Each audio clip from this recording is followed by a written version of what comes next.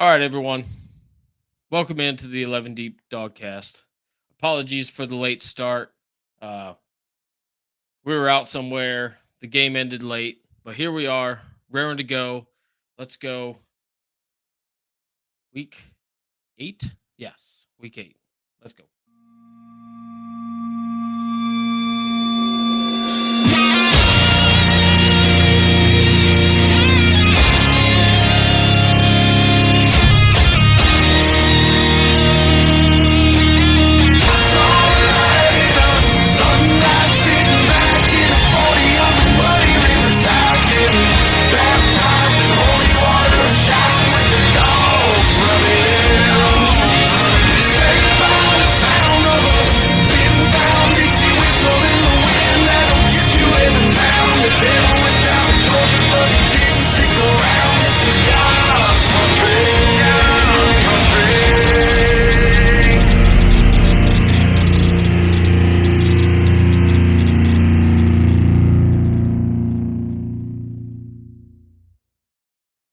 All right, boys. Tonight, I am joined with my co-host, Peaches and Cream. What's up, otherwise known as everybody? Brad or Bradley, and we also have the lovely X-Wing with the stash down below. X-Wing, how you doing? Stash is on my brother? face. It's not down below, but yeah. Well, you're down below. Yeah. But hey, another good weekend of football. We have some upsets. We have some damn good games to go over. And just like usual, I guess we'll jump into the Georgia game, and X-Wing will be our live reactor. And he's checking out some highlights now. But before you even start, I got a real quick question. Number one over there on Georgia's Etienne. Is that any relation to Travis Etienne brother. in the Yes. NFL? That's brother. That's brother, yes. There you go. Okay. Yeah. I was just making sure. So for anybody who may be new to the channel or haven't seen X-Wing on before, X-Wing's more of an NFL guy. He's not. We're trying to ease him into the college ball. Yeah. He's having a skill issue, I think. Is the best way to sum it up. If you start to memorize depth charts for all the teams in the NFL, and then everyone's like, you should do a whole different other one. I'm like, dude, not a shot. Not to mention with the way the rosters change in college ball, dude. My God. Yeah. Well, that's why it's best to stick to a team and learn that roster. But either way, so X-Wing is more of an NFL guy, but he knows ball. He knows what we're talking about, and some of the names he recognizes, like Etienne is the brother to Travis. We have Trevor, yes, and we stole him out of the transfer portal this year from Florida, which is one of Georgia's greatest rivals. Right. That pissed them off.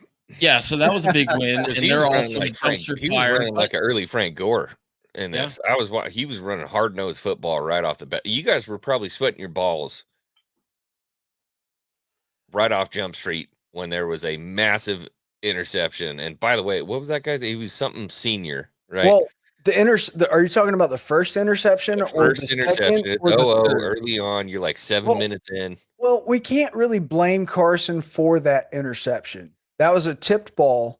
So it really wasn't on Carson, but that was last week. That was last week. Oh, you're talking about last week. Oh, goodness. Let me listen a little bit better. Last week was the tip ball. This week was not a tip ball. That first interception was not a tip ball. Lawson tip. That was the second one. The first one. The second one was a bad throw too high that made Lawson tip it, and the guy caught it. Right. Yeah, Mukuba Senior grabbed it, and it was he kind of he flicked it with his hands and then came down. You say we were sweating balls. Me as a fan watching the game, at no point in time was I ever afraid. Okay. I was pissed. I was angry because Georgia spotted these motherfuckers. Excuse my language, guys. By the way, make sure you like, subscribe, follow. We're on X right now, live, Peaches and Cream. Let's get some stuff growing. But at no point were we scared, but pissed. cursing the officials. And not only did Georgia spot them 3 possessions, but the officials had to jump in and try to help them not have a blowout. Like this shit was ridiculous. 100%, man. You want to watch that interception back? Let's do it. Share it, please. I got it for you right here. So, unfortunately, it looked like this is one of those throws that sucks. It looks like it's going to be good. Hold on. I shared the wrong one. All right, you're good. Yeah, so overall, I get before we pull that up, let me just say today, Georgia, the right one. For those that come back and watch again. Today, Georgia got the win, 30-15. Overall, I would say a dominating in performance, right? I think I have a lot of offensive things that upset me in this game. And, I know if people tune in and you tune in to a win after a pod or after a game, you expect all good things. And I do want to try to be mostly positive tonight, although I want to be real and authentic to you. And the reality of it is there are moments in this game where I would dread that our offense was going on the field. I had the utmost confidence in our defense tonight. But when the offense took the field, I was like, oh, I hope they can do something. Especially the beginning of the game, we struggled to get that first touchdown. I don't want to interrupt too soon on this thought because those feelings were very real. But the defense played their absolute lives. They put their lives on the line on those first 2 possessions. But would you say they gave it everything they got? In the first 2 possessions, yeah. Everything you got. Everything you got. Everything you got. Everything you got. First 2 possessions, the defense. Name's Carson Strong. Carson Beck. First 2 possessions, offense was still moving the ball though, even though there was that interception. Yeah, the offense was moving the ball, and again, I don't want to bring up the Trevor Etienne. I know you and I have some questionable. We have little differences, yeah, right? He's not the Georgia caliber for me. Can we explore that for a little bit? Yeah, what is that about? Let's explore that. Trevor Etienne was fucking elite tonight. He was fantastic. But you know what else was fantastic tonight for him to be able to be elite? The block, pass blocking or run blocking. Yes, absolutely. Well, I watched 2 highlights. Etienne getting through, and I saw a fucking hole. Yeah. There was a hole. Yeah. And he took advantage of it, which is really nice because a lot of times you get that hole and sometimes they'll juke left and just punch right in the back of the fucking O-line and you're like, what are you doing here, kid? Right. You know what I mean? But at the end, he found the hole. He pushed I think it was a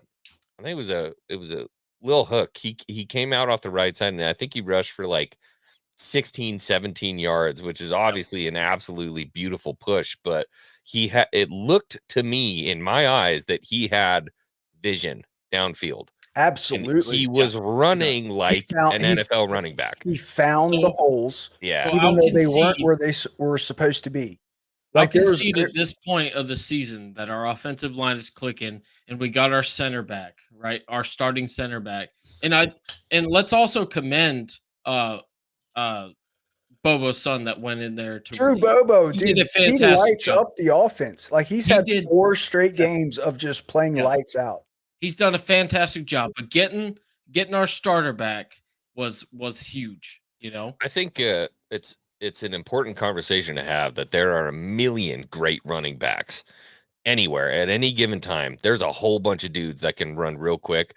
The only way you have a successful running back, unless you're Marshawn Lynch with the Seattle Seahawks, the only way you're a successful running back is if you have an O-line that can open up lanes for a running back. It's completely necessary. Such a high standard. And that's where I'll concede. Let's be realistic here, though. I mean, how many other running backs can you talk about? I mean, Derrick Henry, Marshawn Lynch, Frank Gore. I mean, those are the guys that we're talking about where it doesn't matter what your own line looks like. You can punch through. But if you have a good O-line, which is what looks like what's happening in Georgia right now. Whoa. Let's pump the brakes. We're clicking now. Run blocking is still so there's some, even though Trevor Etienne had an elite night tonight, I've watched 3 plays. Okay, so here's my synopsis of a season so far. Pass blocking, elite. Run blocking, mediocre at best. Can we watch this? Yes. All right. So I'm sorry to even bring this up right now, but no, you're good. You're good. Let's look at the O-line right now. Pass blocking's elite. It is fantastic. Well, 73 shit in the bed right now. Well, he's playing at the wrong position. He's supposed to be on Xavier Truss should be interior. Yes, he should be at a guard. He shouldn't be a tackle. He is absolutely shit in the bed right now. He gets beat on the edge. He plays over his toes out there. Oh, he recovered though. He recovered right there. He did. He took a big step. And then here comes the shot. Ooh, he's getting hands to the face. If I'm that guy, this is a good shot. You throw that outside the numbers there on the that looks like a good shot to me. But here comes the play, throws it inside, boom. And let's give some credit to that cornerback right there. That was elite play. That was great play. But back that up just before the throw, please. Back that up just before the throw, please. This is so hard to do on YouTube, bro. Just try to grab the bar and roll it backwards. Yeah, that's what she said. Yeah, it's tough. It's tough. We'll just give them the 5.5s here. We're not talking. We're not doing anything that's gonna get clipped. Here we go. Okay. Oh, we haven't had. Okay. Yeah. So Xavier Truss is getting his ass beat. Drew Bobo's in there, or no, Wilson's in there playing a center. He's fucking doing elite things. Yep. Fairchild's doing elite things. Green's doing elite things. Xavier Truss is the weak link because he's at the wrong position, but he's getting blasted backwards. But he recovered. Is this a bad read by Carson Beck, or is this like him trying to make a throw to? Yeah. So who's he throws to the running back. Who's this guy? That is Arian Smith, and he is no hands. I can't believe it's not butter when it's. Yeah, he shouldn't ate that popcorn. Okay, so that's a problem.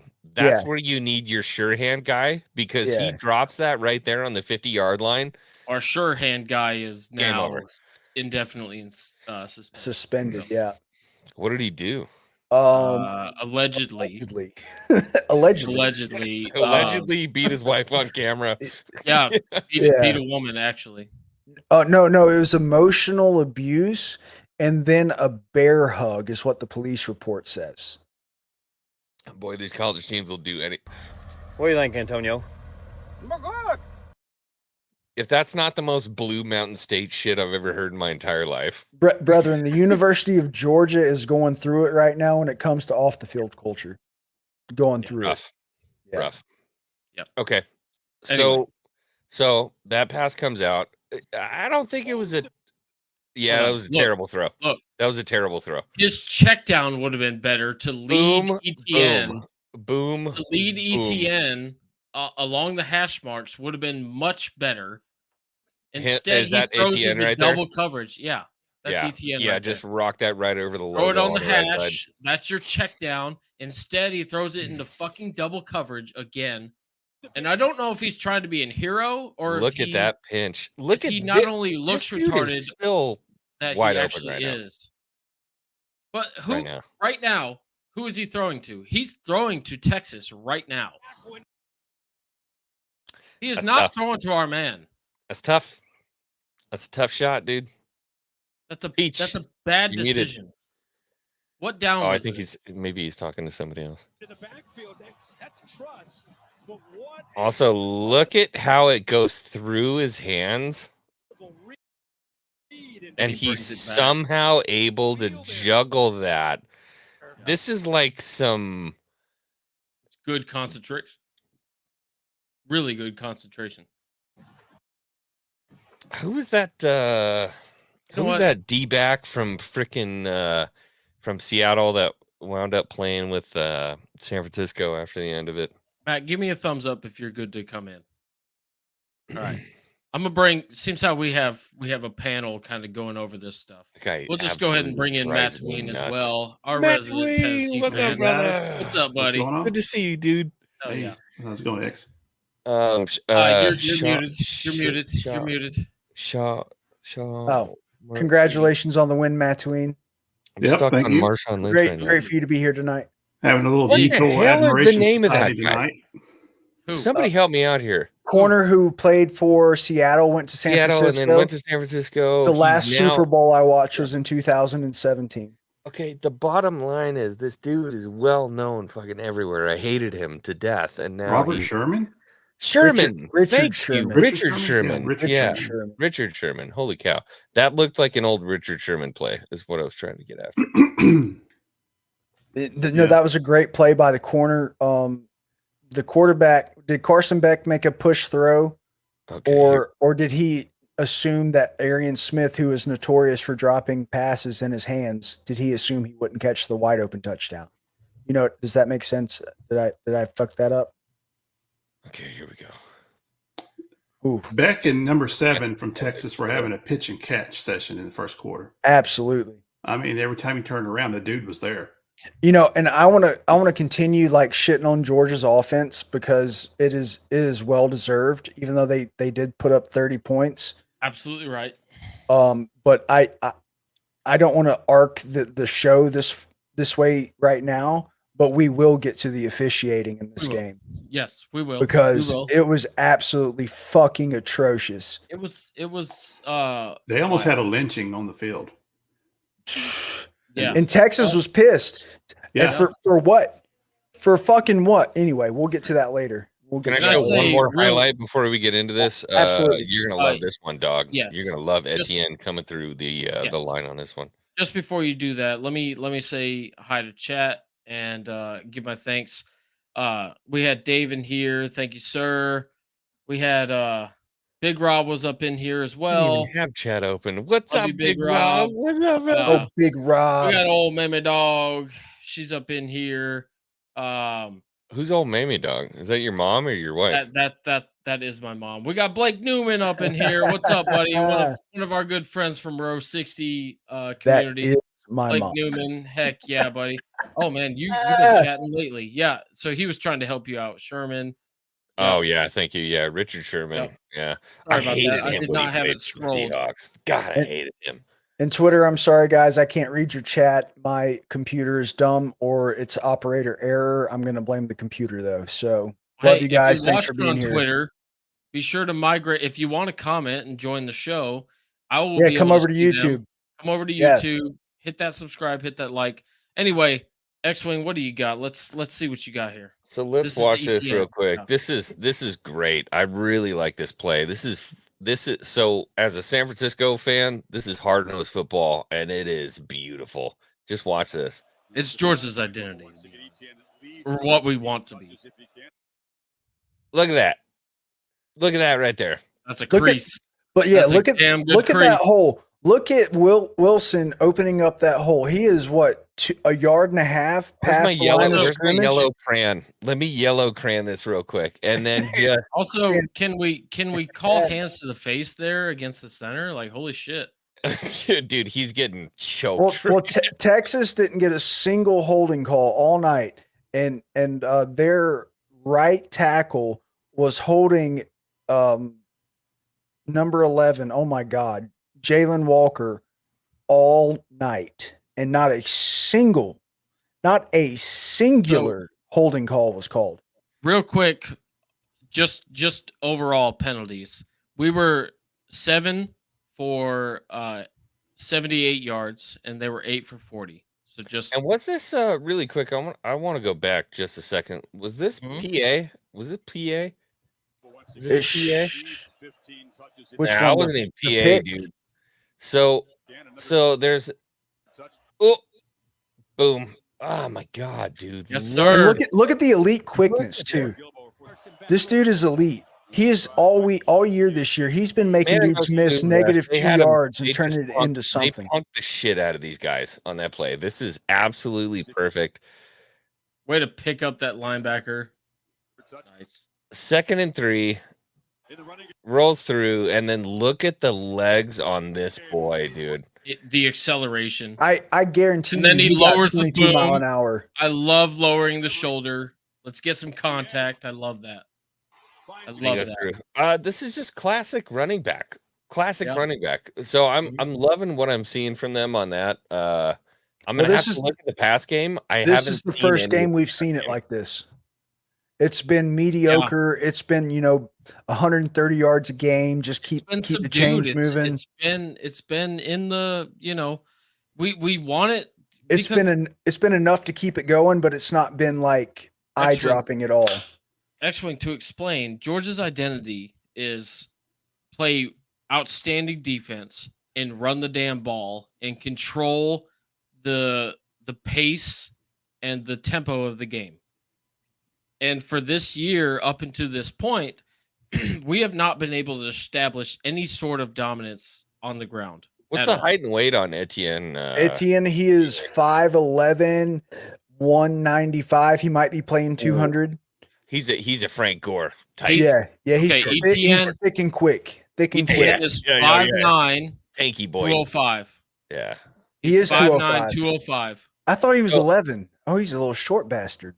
Good for him. In the air, how do you feel about your quarterback right now? Give me a thumbs up when you're ready. Who are you asking? Caleb. He's hey Jim, you go ahead and answer that question. How you feel about Carson Beck? Because I think we're gonna have stark differences. Oh my no, God! No, God, please, no! No! No!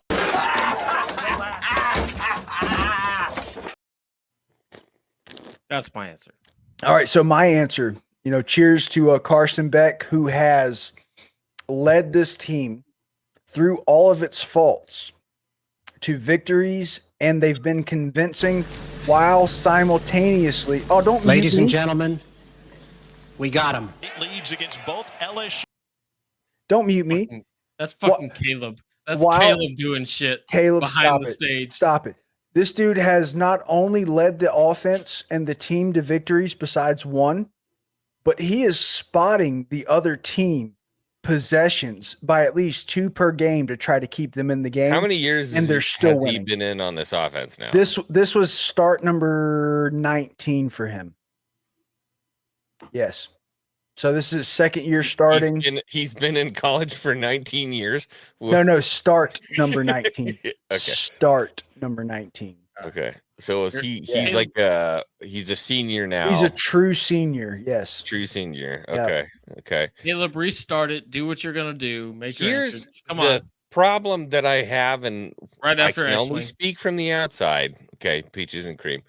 I got a problem with the speed of his passes. That's what's bumming me out. Okay, so are you talking about him staring down receivers, or are you talking about him not getting the ball out? I'm not even talking about time to ball out. I'm talking about actual ball speed out of the hand. Oh, so he's not throwing bullets, lasers. Okay, I see. Yeah, I see. That's my problem. So I think unfortunately, that first interception that I saw in the first quarter of the game when it was 0-0, 2-19, he throws that. Ball speed's not going to handle that problem. I would urge you, if you're like looking for an NFL comp or draft placement, to go watch some film from last year, because dude was throwing ropes. This year it's something different because something's wrong. So Jim his shoulder might be fucked. Jim was alluding to this earlier, talking about the identity of the team. This year's identity is completely different than what we're used to. I think Carson had 49 attempts passing tonight. I'm not sure. Hang on, I'll pull that up. Lazies. There's a bunch of lazy balls. They're bad position balls. Here's what I'm saying: 3 games in a row, dude's thrown for probably 50 passes. Where historically speaking, if Georgia throws over 30, something's fucking wrong. You know what I mean? So 41, he was 23 and 41. That means the fucking running backs aren't doing their job if he's throwing for 30. No, but what I'm saying is for the past 3 games, he's throwing over 40, almost 50.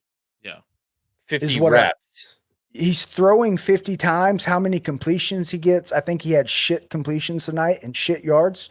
But dude is like, there's no balance in the offense. The balance doesn't exist, and if it is balance, it's 65 yards they had tonight offensively. I don't have the box scores. I'm not even going to try to front on that. That's what I'm interested in. X-Wing. I got it right here. Georgia. They go box score. What's total yards? Total offensive yards throwing. Okay. All right. Hang on. Total yards throwing 200. Oh shit. That's about right. 75. Yeah, it wasn't shit. And he threw 175 in the air is not bad, but it's not good. It's not bad. It's not good. Texas has 230 and 3 picks and a loss. Okay, wait, hold on, slow down. He threw 170 and 3 picks. Yes, that's a bad quarterback. Yes, agreed. But sorry, but dude keeps winning games. Okay, so where is the bulk of your offensively earned points coming from? This game specifically, they came from the run game, which is unusual. Throughout the season, Carson Beck is throwing for about 4 touchdowns a game. I feel like I'm beating my head against the wall here. You're telling me that your quarterback is terrible, but your running core is not scoring you the most of the points. So what I'm telling you is that Georgia is consistently inconsistent. That's what this whole thing is, just like a cyclone. Like this season is completely like, you might as well throw everything you know or think or assume out the window. Hold on. Again, this season is this.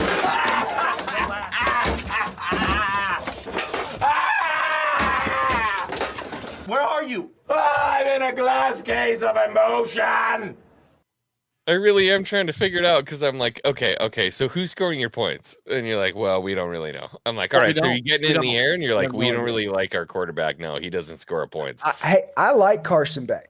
A lot of people call me weird. Dude keeps winning games. The one blemish on Georgia's schedule is because he decided to spot Alabama 5 possessions. That's all I'm saying. Look, Carson Beck in big games, when even with a clean pocket, he's back there looking like this. I was going to foot him. But the running game, it's a heated mess, and I will concede that the majority of his throws are positive throws, but his negative ones are so bad and egregious that. Listen now. Hold on. I see your face. Extreme. Even if it's not a pick, it should have been a pick. Or it was an elite throw in a tight window. If you listen to the commentators. No, let me show you one. Let me show you one right here why that's not the pull me up. Hold on. Let me share this. Yeah, this is why this is not an elite quarterback. Hold on. Check this out. Massive overthrow. Full screen. Massive overthrow. Oh, let me get the volume all the way up here. Bro, he's not accurate. Okay. He's not. It's 4. 7. That's who he's going for. I don't know if that's his tight end. I don't know who that is. I wouldn't say massive overthrow. What? That's not massive. You got a tight end. What is he, 6'4"? You got a tight end who's 6'4". You can throw it in the mid to high range with the tight end. Absolutely. Probably should have hit him in the numbers right there. I agree. But massive, I think that's a little bit egregious. And is able to score free. Let's finish this up. Hold on. The Texas 20. Hey, Twitter guys. Here it is. Thanks for watching.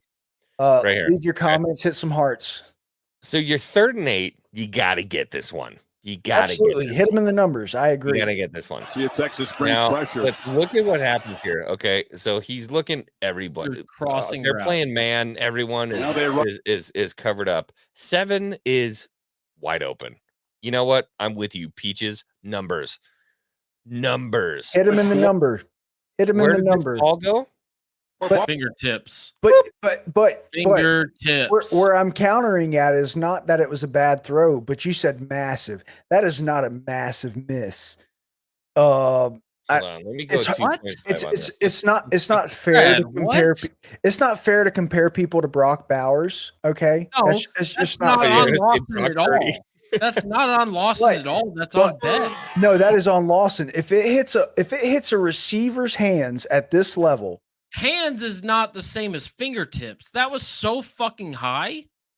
Also, you got to remember when you're playing with a tight end, the reason that you was put a a tight end in there is because he's your big boy. He's your post. That's the dude that's going to get up there again. Let me clarify. I'm not disagreeing, but what I am disagreeing on is massive. That was not massive. That was like, I don't know, 4 inches too high. It was unnecessary. That is not massive. All right, so 7's going to cut across. Got a clean pocket. He runs a little bit of pressure. Hook, short hook. Oh, okay. I take it back. Yeah, thank you. That was not massive. Okay, that's on Lawson Lucky for not catching that ball. Yeah, he should have got that ball. Yeah, it was in his fucking hands. He made the play on the ball. Now, the fact that he had to make the play, we can discuss that all you want. But the fact that he didn't make the play, that's on the tight end. All right, boys. Can we take not massive? Caleb, do your thing. Ladies and gentlemen, we got him. Leads against both LSU and Alabama. Hey, Caleb, how did South Carolina do today? I don't see you in here. He did the same thing with Michael Hawkins Jr. at the beginning of the season. Pressure again. He's watching. Again. Did Arnold hold on? Looked like the ball. No, did you guys have a bye week today? The DC picked up in the offseason. Arnold pressure and it goes down. Another set. Friends that are special teamers, I suppose. It wasn't a very fun game. Oh, it was a practice game. That's right. That's right. Yeah. TJ's 4-man rush. Arnold taken down. Another sack for Carolina. Again, while we're watching these OU highlights, Twitter people, thank you for being here. Make sure you send some hearts the way. Follow the channel. Follow us on YouTube. Come join us. Get in some of this shit talk. Give us your thoughts, feelings, whatever. And that is only 2. That is only 6 of the 9 sacks that we had. Listen, I think we were talking about this last week. South Carolina's front 7 is something elite is not a good enough word.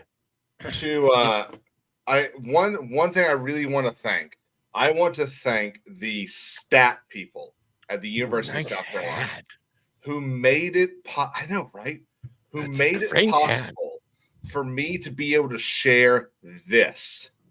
Never before has Oklahoma given up 9 sacks in a game. Boomer Sooners. Now. Boomer. Sooner Boomers. Boom! Ooh, shit. Caleb coming in with a boom. So, as a South Carolina fan, how was it watching that game? Caleb, grab that first comment on the side.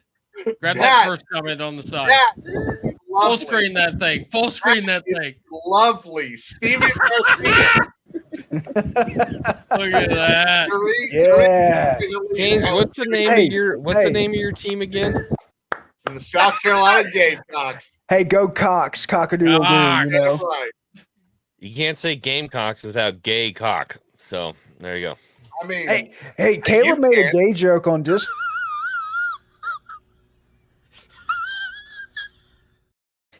Caleb tried to make a gay joke the other day on Discord and he didn't back it up. That's all I'm saying. Right.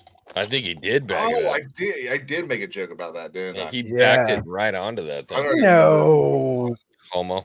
Oh my God. What a crazy game. Inside of 2.5 minutes, dude, we were up 21-0. Yeah. Yeah. And I'll tell you what the funniest part about it is. I thought it was a 1:00 kickoff. Everything I saw said 1:00. And so I'm driving down the road to go drop something off somewhere. I was going to go watch like the second, third, and fourth quarter with my sister and brother-in-law. And I start getting texts about 5 minutes before 1. Oh my God, cocks are cooking. I'm like, what the fuck are you talking about? It was your boyfriend. Statement. He was talking about the cock cooking. Such a weird statement. Yeah. Cocks are cooking. Cocks are cooking. Actually, I think Jim was one of them.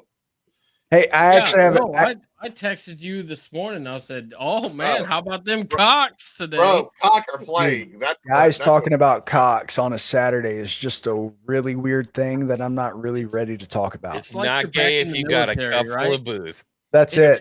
It's like we're back in the military. Or like make sure you keep eye contact while you're doing it. You know. Yeah, dude, my cock is absolutely exploding right now. My cocks are killing it. Dear God. It's only gay if you have your socks on. So that's Kings, I would like you to write a letter to whatever organization that you're a part of and maybe change it from cocks to anything else. Pancakes. Pancakes would be fine. We get the name Gamecocks from General Thomas Sumter, who during the Revolutionary War. You're trying to explain why it's not gay, and it's not going to work. No, X-Wing. This is a part of why we love college football, because there's tremendous history and tradition in it. So you love cocks too. Speaking of tremendous history and tradition. The 49ers fan who they're called the 49ers because of the gold rush. Yeah, because they were miners. Make that gay. X-Wing, why don't we just take a knee over there?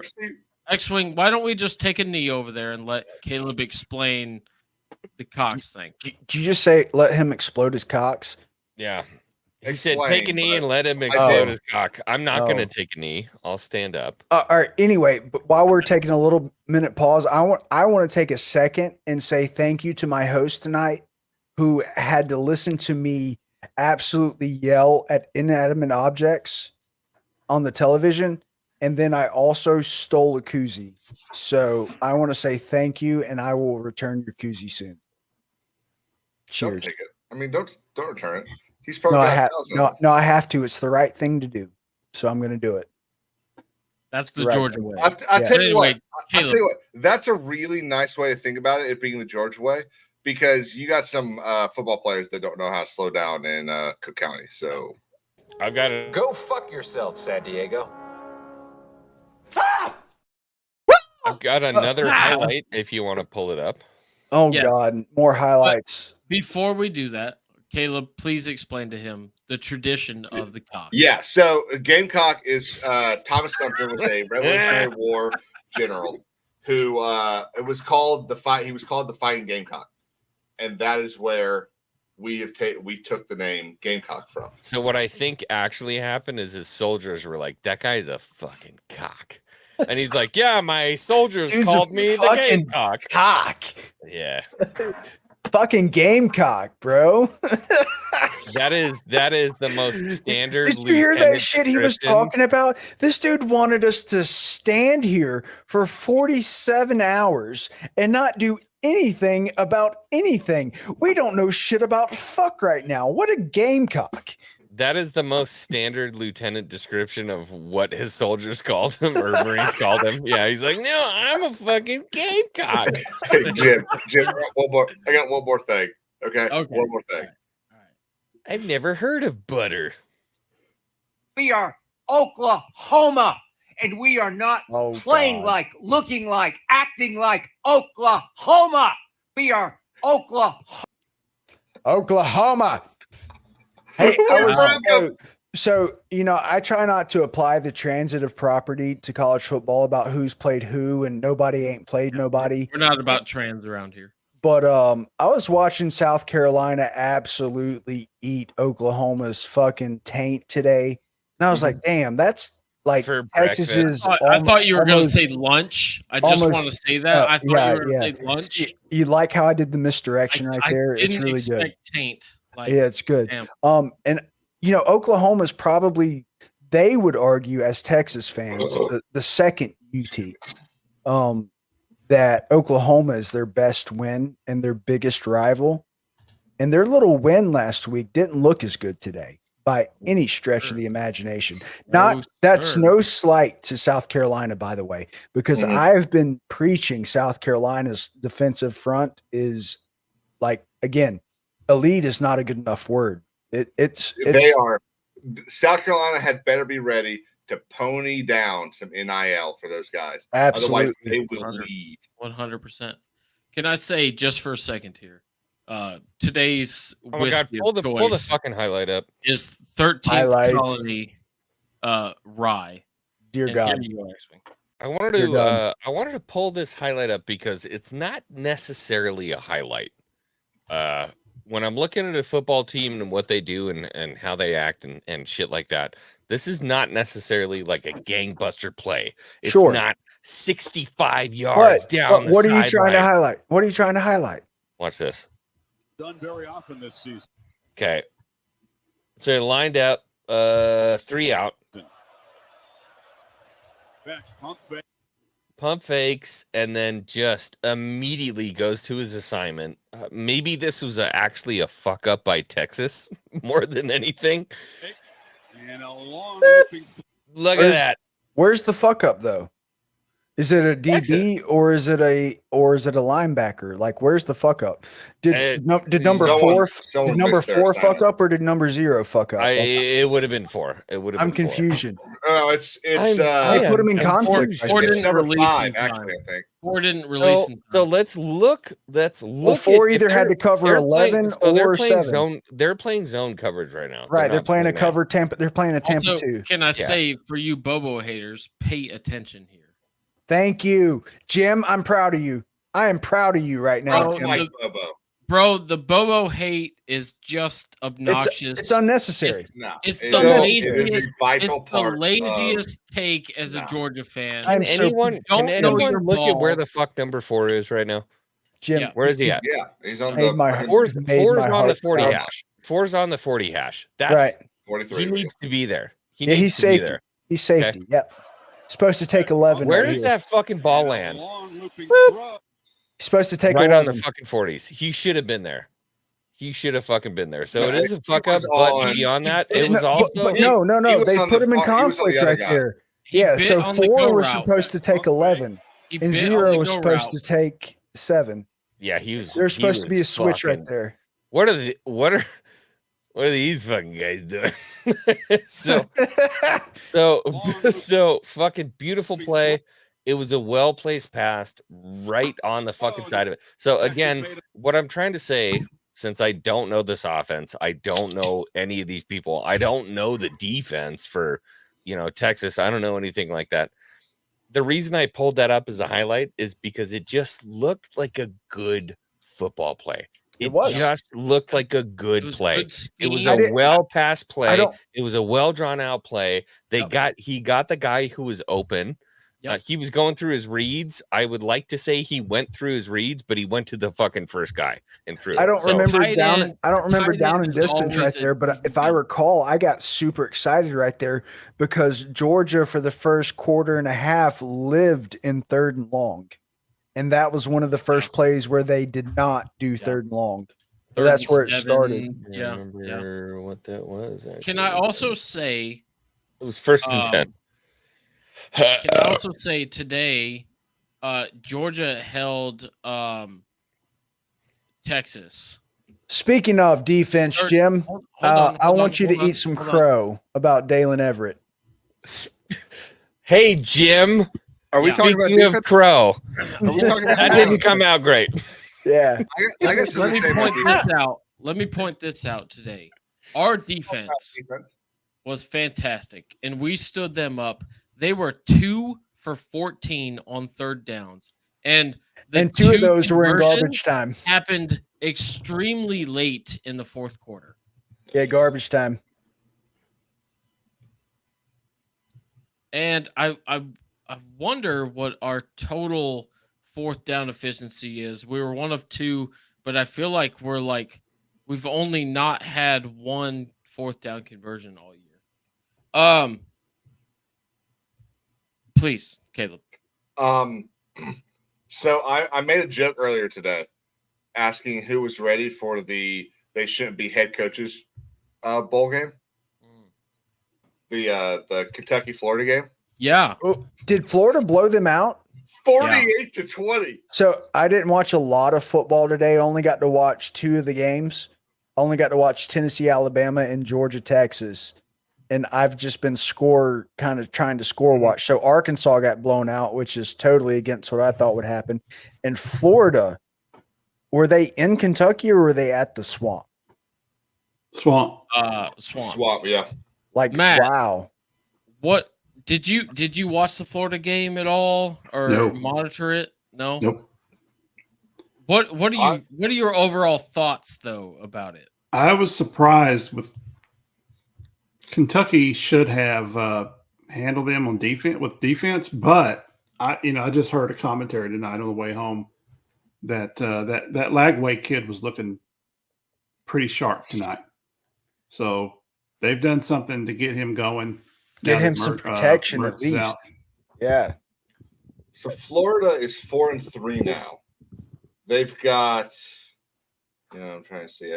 Yeah, I mean, there's still everyone have a little bit they got of booze. a heavy road ahead of them. Cheers, real quick. 4. I'd like to cheers you, if you would. Cheers to Star Wars Dog.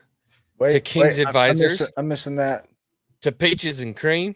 Hey, what's your camera? Thank Cheers, dude. Yes, sir. It's so far away. Oh. So far away. So Florida has got. Was that Nickelback? Yes. Yeah. Damn right. Unapologetically, I love you. Texas. That's right. LSU. Hey, Star Wars Dog. I have one more. Damn, one Caleb, more highlight I want to pull up here. Okay, can we Just gotta allow? start muting him. Let's allow Caleb. Yeah, let's let Caleb get his out. This sounded good. Don't let that guy talk. He is a lawyer though, so it might be some bullshit. Don't let him talk. The best thing you can do for your media is don't let Caleb talk ever. So Florida has got Georgia, Twitter agrees. Texas, LSU, Ole Miss, and Florida State left. Yeah, I see one win in that. Florida State. Florida State, maybe. And that's if the guy doesn't eat the dog shit. If the guy eats the dog shit, I think the curse of Stanley Yelnats goes away after walking her up. Yelnats. There you go. And I think Florida State starts coming back. But until that kid eats the dog shit. Bring the curse of Stanley Yelnats into this. What the fuck? Know, right?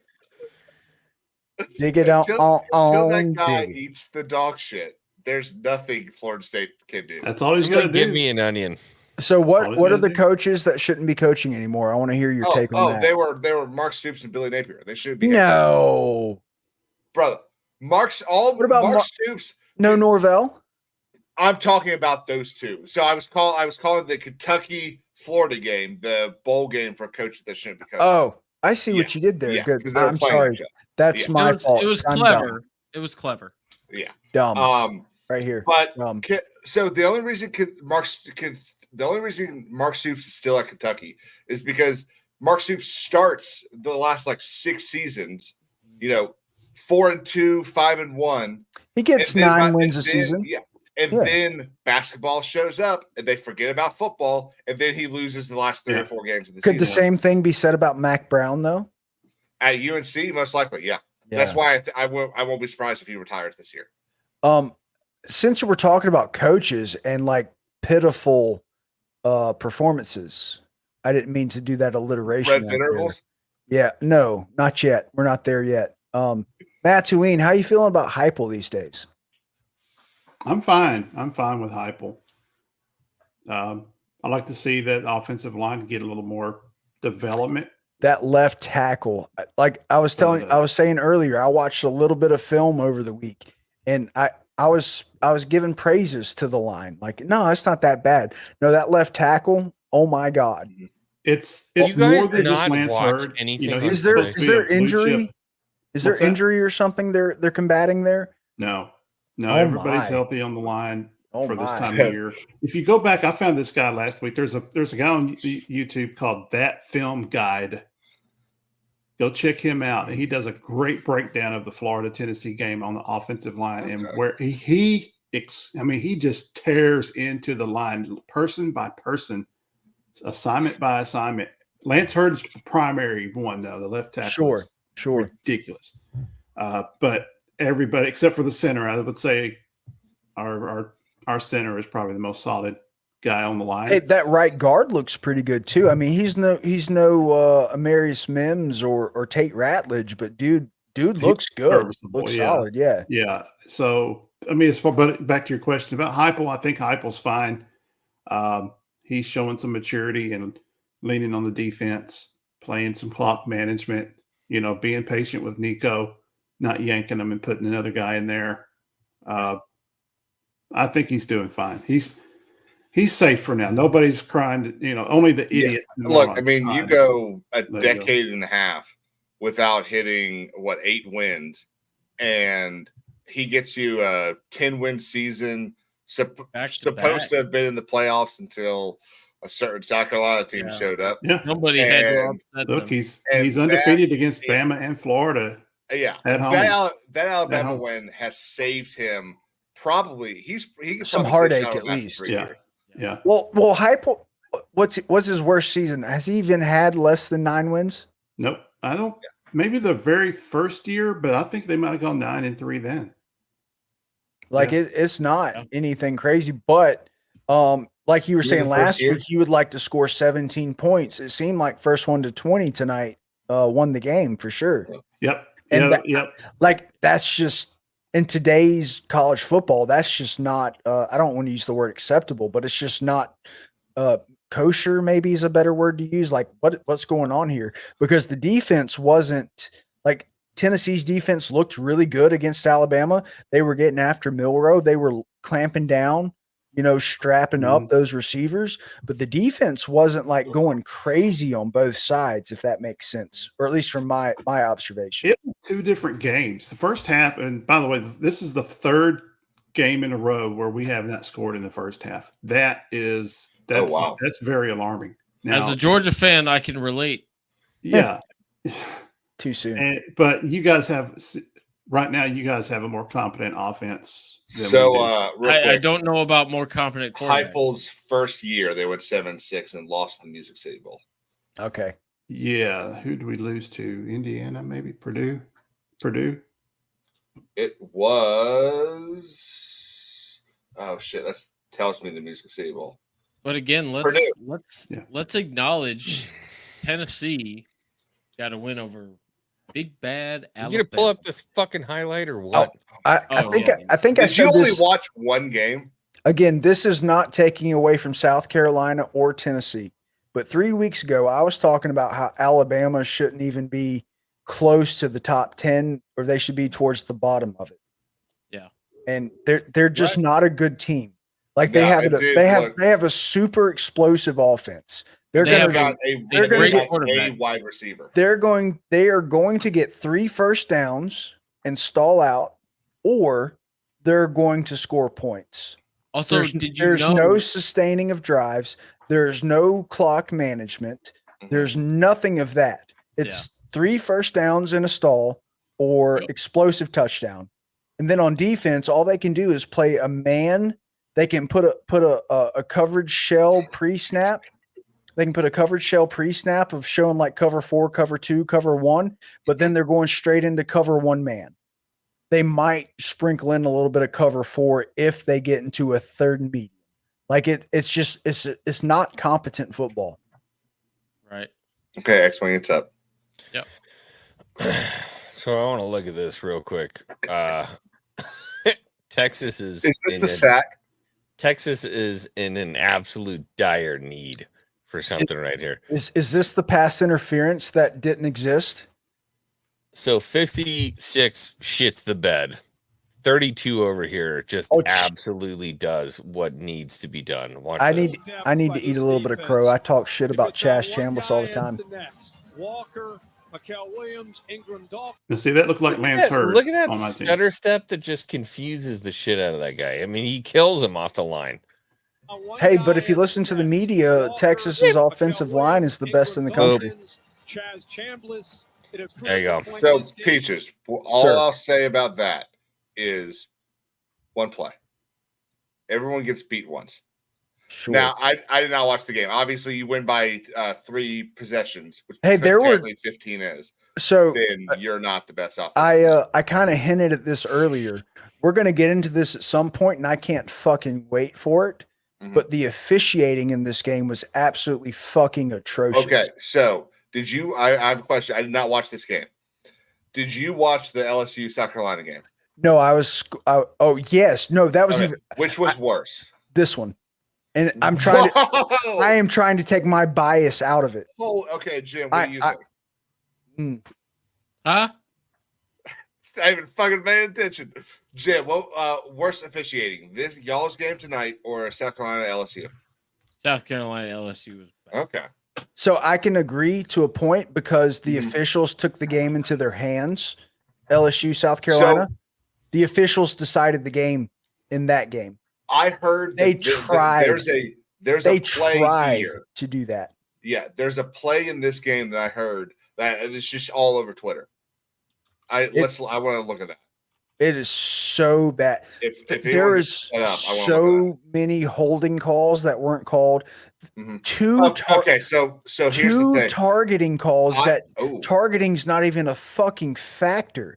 Yeah. But a reversed fucking pass interference because fans threw beer cans on. That's the one I want to see that. Anyway, sorry, I don't want to be. Do we have a clip of that? Can anybody bring up a clip of that? I'll find one real quick. Yo, I gotta go race like a piss horse here in a minute. Yeah. Time out a second, boys. I do want to talk about that because although I can concede that it was a questionable call, but this is the first time I have ever seen a call. Questionable. What was questionable? The holding on the call. We'll pull it up. Hang on. Which game are you talking about? Because there's two. Hold on. There's one in the Texas Georgia. Let me cook. And there's one in the Alabama Tennessee. No, Georgia. Okay. Georgia, Texas. So okay, I keep getting So I will say that to me, I'm not 100% certain that there was a hold on the play. But nonetheless, I have never seen a call overturned. If this was any other fan base that threw debris onto the field, there'd be a 15-yard penalty. Brad, hold on. Have you bet Tennessee? Hold on. I'm trying to say I've never seen a call that has been further reviewed due to a crowd disruption that prompted a second conversation with the refs to change the call on the field. I have never, ever heard or seen of that ever occurring in a football game. I'm not even sure it's within regulation to do that. Statement from the SEC regarding officiating decision in Georgia-Texas football game. With 3:12 left to play in the third quarter of the Georgia-Texas game, Texas is this the play? Yes. Yep. Texas intercepted a pass at the Texas 46-yard line and returned it to the Texas 9-yard line. Texas was flagged for committing defensive pass interference on the play, which resulted in Georgia maintaining the ball with the first down. The game officials gathered to discuss the play, which is permitted to ensure the proper penalties are enforced. That's true. Right. Yep. At which time the calling official reported that he erred and a foul should not have been called for defensive pass interference. Consequently, Texas was awarded the ball at the Texas 9-yard line. While the original evaluation and assessment of the penalty was not properly executed, it is unacceptable to have debris thrown on the field this is what they're talking about. Yeah. The disruption of the game due to debris being thrown on the field will be reviewed by the conference office related to SEC. That's fucking bullshit. So that's a political deflection answer. Right. Yeah.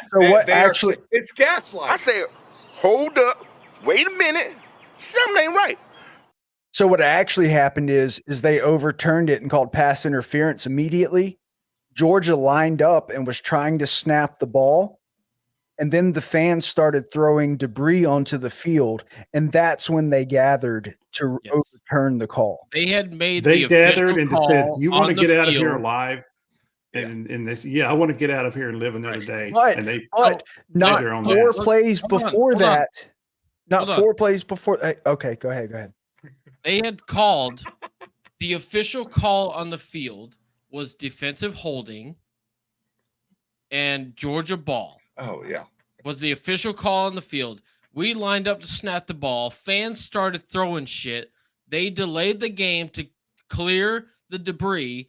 They then overturned the call after the debris play was delayed due to debris being thrown by the fans. Right. It wasn't under further review. It wasn't an official timeout. You can't do that. But you again, cannot let that. This is going to become a thing.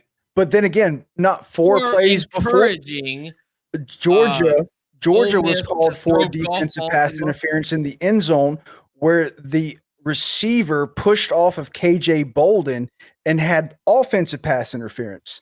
But nothing came of that. There was no review. There was no communion of the officiating to be like, oh, was that the right call? No. That shit flew. And then when they got a free fucking 8 points out of it. Then this shit happens. They start throwing shit on the field because their feelings are hurt because they're getting fucking rammed up the ass because they ain't played nobody all goddamn year. And then they want to overturn it because the officials are scared of their life. You got Kirby going crazy on the sideline saying you're going to lose your fucking job over this shit. Right. Can I say a real quick side tangent? Terrible. Thank you, X-Wing, for being here. I know college football isn't your jam, but we all love you, and I appreciate you having you on here. You're always welcome here, man. Yeah, buddy, it's good to see you. Just hopefully we get you into college ball so you can actually know what you're talking about on here. But no, you're absolutely right. My issue, although I can admit that the call has some question marks, right? But this also pans into, I believe we should kind of we've adopted so much NFL stuff at this point, right? Mm-hmm. Why don't we have red flags, one per half, challenge flags that a coach can throw on the field and say, examine this further, please. Absolutely. Because I think this is a bad call, right? We don't? No. We have the ability to challenge, but it's different and it's more secluded and it's weird. There's no actual red flag that a coach can throw for like, hey, no. I demand you to review this right now. Huddle up, get around the camera, do something about this. This is unacceptable. We do not have that in place right now. So okay, here we go. We got it right here. Okay, but let me kind of round out my point here. Although for me as a Georgia fan, as much as I wanted this call to be, affirmed, it was questionable, right? I don't know the rules that closely. I think it was kind of up in the air. You're really towing lines on whether or not this was defensive holding or not, right? Also, pretty clear. Hold on. Also, this is another case of Beck throwing a bad ball to a receiver. Hold on, Brad.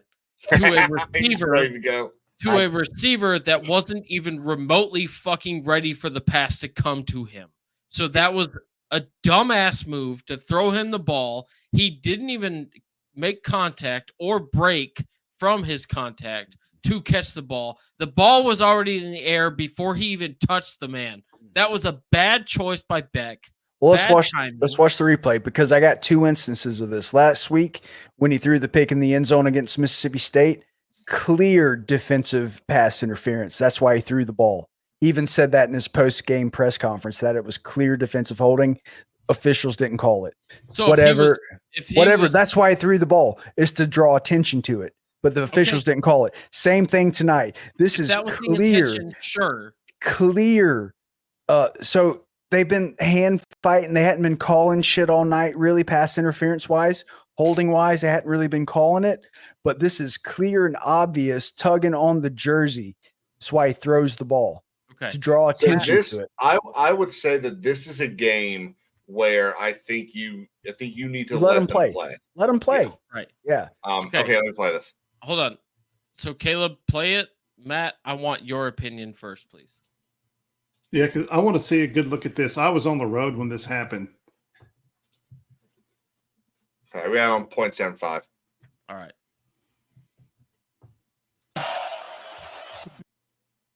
Terrible noise. Of course, they're not going to show the corner and the wide receiver when it happens.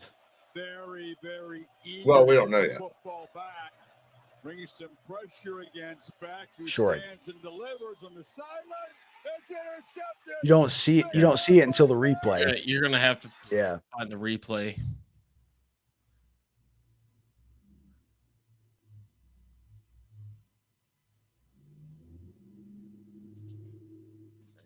Football could have been first SC's and OC. goal. Georgia's going to be set up out across the 40. They're showing the replay. The top of the route. You tell me. So defenders initiates contact. Hold on, Brad. Yeah, I want Matt to commentate on his thought. The defender has the right to get in front of him. I don't see him holding him. I see the offensive player. You know, they jammed up a little bit there, but there was no, I don't think there was any holding there. Okay. No, you know, not holding his arms back, not. Okay. That's fair. Brad, Caleb, please rewind the tape. Brad, all I'm going to say real quick, this is the rule, okay? Defensive pass interference in college football happens when a defender makes obvious contact. Defensive holding was the call, though. No, it's pass interference, if I'm not mistaken. It was defensive holding. Okay. Okay.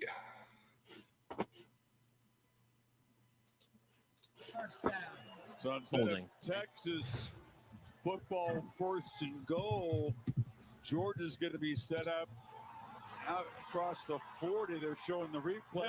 The top of the route. You tell me. There's contact both ways. No, come on. Really? All right, here's what I've got. Hold. The defender has the right to get in front of him. I don't see him. I don't see holding. I see the offensive. I don't see it. I don't see it. I don't see holding. I see pass interference, though. That's for sure. Because the defender initiated the contact. Please. Caleb, back up just a hair. No, yeah. Contact. I don't see holding. I thought it was pass interference. I didn't know it was PI. I see the receiver initiating a block to break off the block. No, the defender. Real quick, defender it's going to be initiates. right here. Okay. All right. All right, here's what I've got. Hold. The defender has the right to get in front. No, true. They're both. I say let them play. Yeah. But if you throw, they usually let them play in this league. You know, they let this. But if you throw the flag, let the flag fucking go. If the shoe was on the other foot and Georgia was on defense for this call, I would be calling for a no call and saying, what the fuck? Well, again, like I was saying, 4 plays before this, when Texas got a free 8 points, they called a ghost pass interference on Georgia. Where was that no call? Where was that review? Okay, that's fine, but in all reality, it has no relation to this play. Right. So what I'm saying is you throw the flag, and then because shit starts getting thrown onto the field, you overturn it? Right. No, you can't take the flag back. That is my issue as well, is that the official ruling on the field was as such. Now, I am one in favor of doing away with egregiously bad calls. And if they could be overturned by whatever power it may be, for me, it would be a booth of replay officials. Yeah, review officials saying you're wrong, correct. Right? Go to Hoover. Let's go. Yeah. Look, this We this do is it clear in and obvious. almost every other sport. We have a panel of rule experts here. You're absolutely wrong. I don't know what y'all saw. They do it in the NFL. They do it in baseball at all levels. They do it in the NBA. They do it in college basketball. We need to have a system where we can say he wasn't fucking looking. He wasn't looking. Go to the replay. Right. Sorry, right. Scream. And no, you're good. And things are reviewable, of course, but this particular case, that's questionable. And like I said, if Georgia was on the other side of the fence, we would be. No, I agree. We had one. I would have my plays hands before that. up in the air and say, "What pass interference?" Yeah, the receiver didn't even have his head turned around to receive the ball. He didn't even know the ball was fucking coming to him. So what PI? 4 plays ago. 4 plays ago, KJ Bolden got one out of nowhere. I will block you, bitch. I hear you. Real quick, holding is. I'm reading this off Google. So, holding is when a player illegally uses their hand or arm to restrain another player who doesn't have the ball. It's prohibited. Okay, where is a legal hold? It's inside the numbers, right? Yeah, you got to have your hands inside. You can't be extended. Yeah. Yeah. So, but that's only on the line of scrimmage. Once you get past the line of scrimmage, it turns into something completely different unless you have the ball, which in that case you can like get face masks and stuff. Right. It's and weird. I think that's when it turns into when you're at a certain degree, like you have to let go. Yeah, if your arms get out, like essentially, like if you're not here and your arms get out, that's when it turns into holding. Well, even even if your arms aren't out and you're turned, you have to let go. Right. So he's beating you. You have to let go of him. Yes. Yes. Yeah. Again, I don't see holding on that, but I do see pass interference. But again, I don't. But again, in all honesty, I don't call. Let the boys play. I don't care. I'm being honest, the point is you throw the flag, and then because people start throwing beer cans on the field, that's when you want to get together in conference and then take it back. Right. Like in the start of the second half of this game, the officiating was trying to make sure Texas didn't get blown out. And I'm trying to be as unbiased as I can when I say that, but Georgia was getting hosed the entire fucking game when it comes to officiating, especially in the second half. It was terrible. It was pretty similar to the Tennessee game too. Yeah, even though Alabama had 115 yards in penalties, now that we've moved on to defense to officiating, yes. How are the officials in your game? In Tennessee game? Yeah. They were Brad, you better careful. They were questionable as well. There were some questionable calls against us on both sides. Actually, I'll tell you what, this is about the third game in a row where our opponents rarely got holding calls. So they don't call holding on Alabama. They don't call holding on Alabama at all. No, that's what they call it. Right. There's haves and haves not. Well, and they got my life. Do you know? I wish I had a compilation of all the times that we didn't get the holding call. Well, it's one thing. It's one thing. Not to interrupt. I'm sorry. Real quick, we laugh. South Carolina fans laugh their ass off. Go to Willie B and watch a game. If holding gets called for us, we laugh. It's like, holy shit, it exists. Right. Caleb, with your elite defense and Tennessee's defense, statistically, it should be impossible to go 2 or 3 games and not get a single. Do y'all play this year? No. Fuck. And I'll be honest. Nope, I'm kind of happy we don't. Yeah. We might have a 0-0 stalemate. It's really.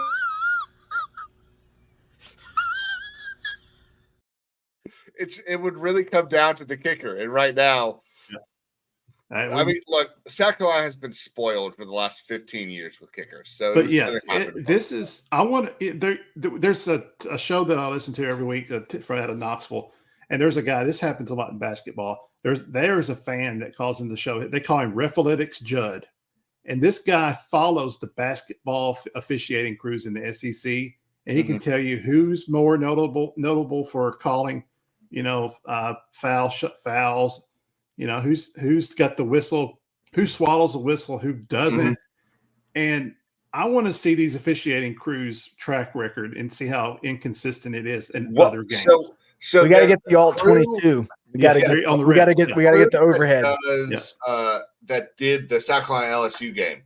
They've been tracked so bad. Yeah, they are a terrible crew. To the point that there are groups of people that track them and will actually call into the radio shows for those teams that week and go, guys, look, I just want to tell y'all, it's not going to be pretty. Y'all are going to see an insane number of penalties. They don't know what they're doing. They ruined there was a Michigan game they ruined. There was a Texas game they ruined. They ruined our game.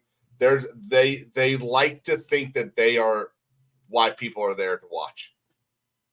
But here's the big thing about it. Like, sure, statistically, every single play on the offensive or in the trenches, there's a hold. Let's be honest here. Absolutely.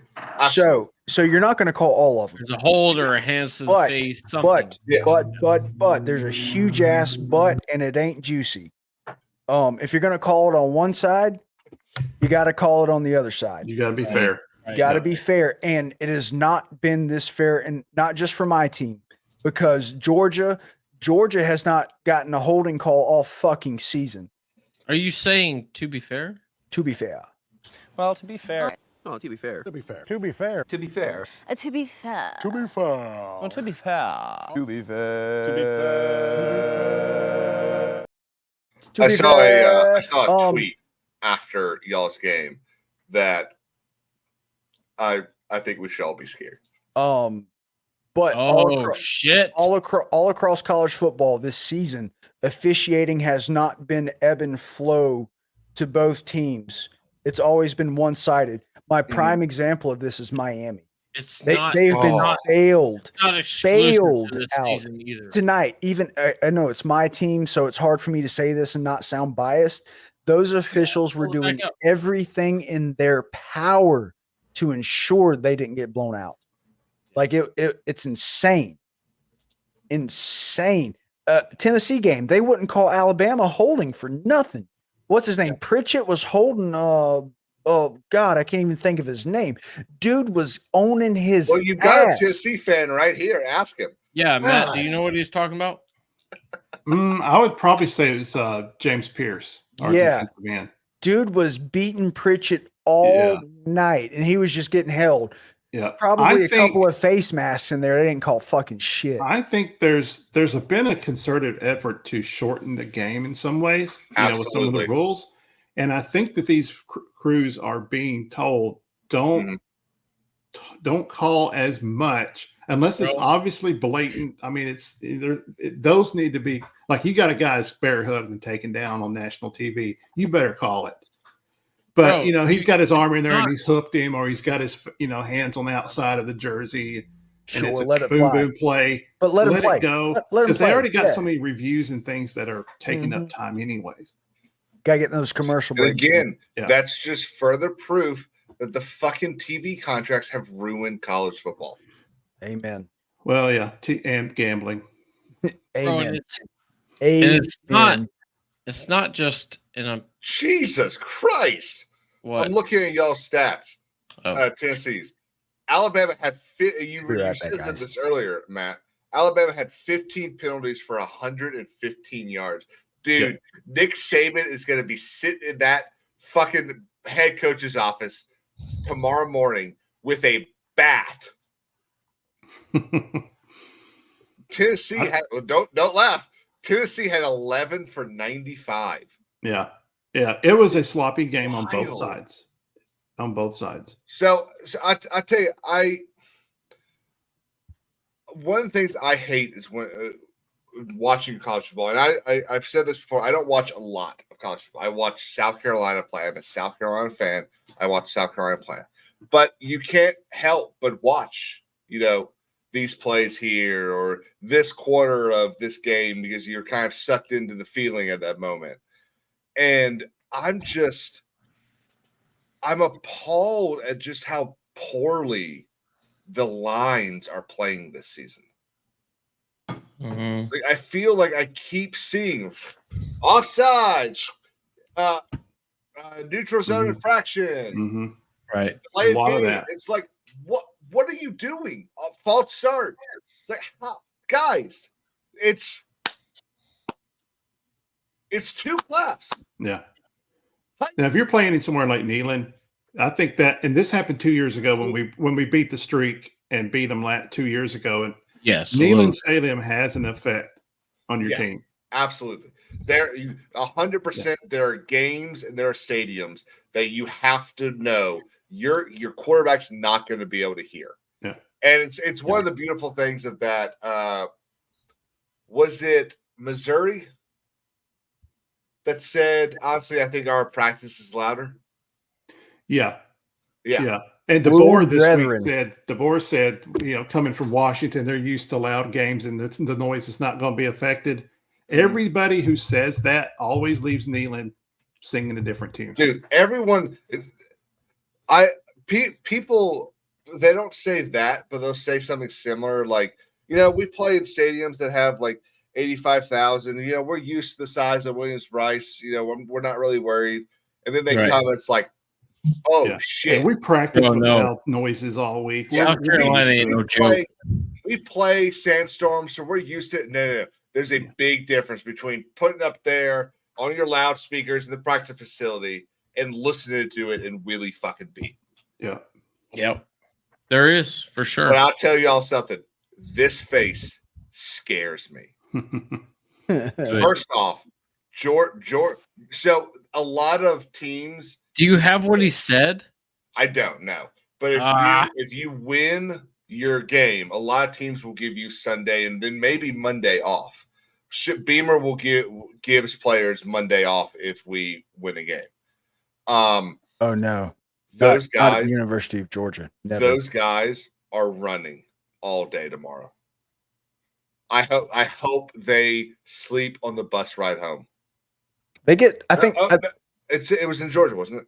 I think they get 24 hours. Bro.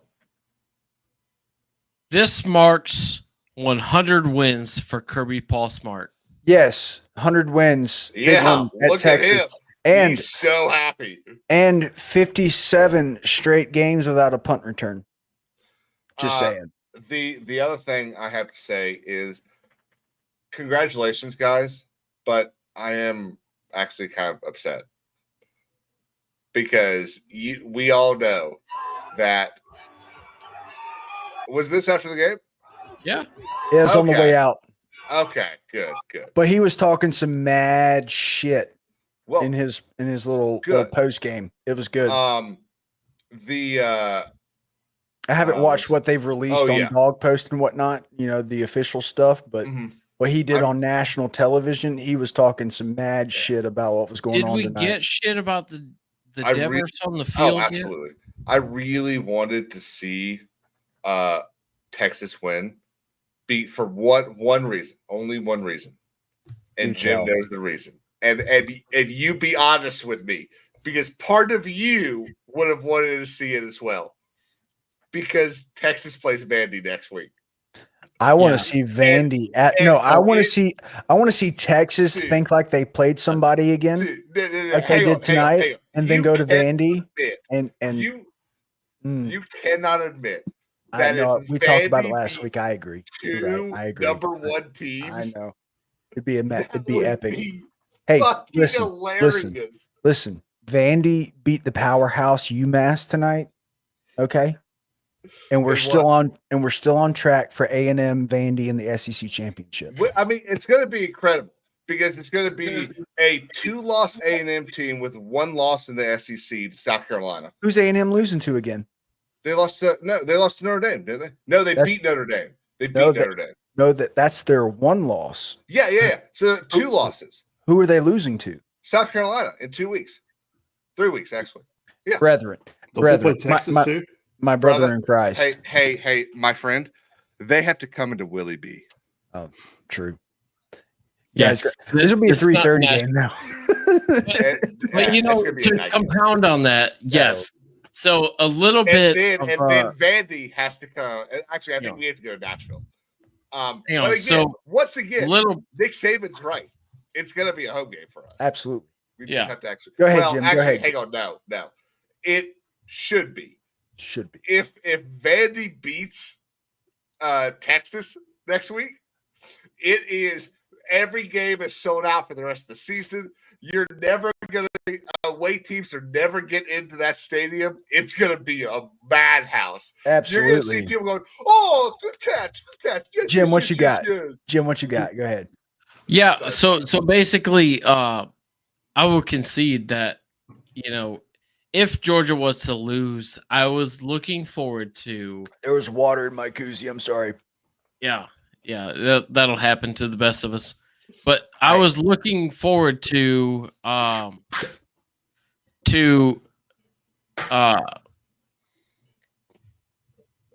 Texas going into Nashville and Vandy going ahead and showing that Nashville is the place where the number one ranking goes to die this year. I would have loved to see that.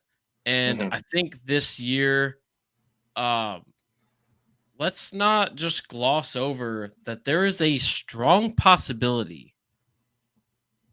So tonight kind of changed a little bit of that, but there is still a strong possibility that we could potentially see a Vanderbilt, Texas A&M, SEC championship game in Atlanta this year. It's true. Alabama could still get there. As much as we don't want to hear that. South Carolina is still in the runnings, but the teams with the best odds right now are LSU and A&M. No, we're not. We only got 3 more. Yeah, if everyone beat everyone else, maybe, but there's still a lot. Well, I think South Carolina has the ability to finish in number 5 in the SEC this year. And honestly, every single game ahead of us is very winnable. Home against A&M. We have to go to Nashville. Then we get home against Missouri. Then we get home against Wofford. And then we have to go to Memorial and play Clemson. Every game is winnable. So I want to get into that later tonight. Let's put a bookmark there. I want to talk about that Clemson game because I actually think that's going to be very interesting. Oh, our game. Okay. Yeah. South Carolina, Clemson. Real quick, I do. There's something that I want to show. First things first. Of the 9 sacks that we had today, no one had more than 1, which means if y'all are educated, that means we had 9 players get a sack. I'm sorry, that math doesn't math. Demetrius Knight Jr. Now, how many different positions got it, or was it like rotations? They didn't put the positions next to them. I don't know which position. So like the edges got like 7 of them, and then a corner got like 2 of them. Bam Martin Scott, Byron Thomas Jr., Tonka Hemingway, who also scored the big boy scoop and score. Give it up for the big boys. Give it up for the big boys. Jadius Greer. God damn it. You going to bring up the big boy scoop and score while I'm gone? Come on, man. Gilbert Edmond and Dylan Stewart. All of them got a sack. Man. But this is the and then I want to hear what everyone, and I want to start with Matt and then Peaches. I'm gonna let Jim go last on this because I'm very curious what y'all have to think about this. Okay, let me pull up this. Is this it? Yes. Okay, here's the big boy scoop and score. And then I got a question for everyone. Play action again. And he's taken down. Woo! South Carolina scoops it up. And the Gamecocks big boy. That's a solid 295 right there. Hell yeah. Love it. Hell yeah. Love it. So a couple of weeks ago, we saw across the country. Damn it. What the fuck is happening? We saw across the country things like this.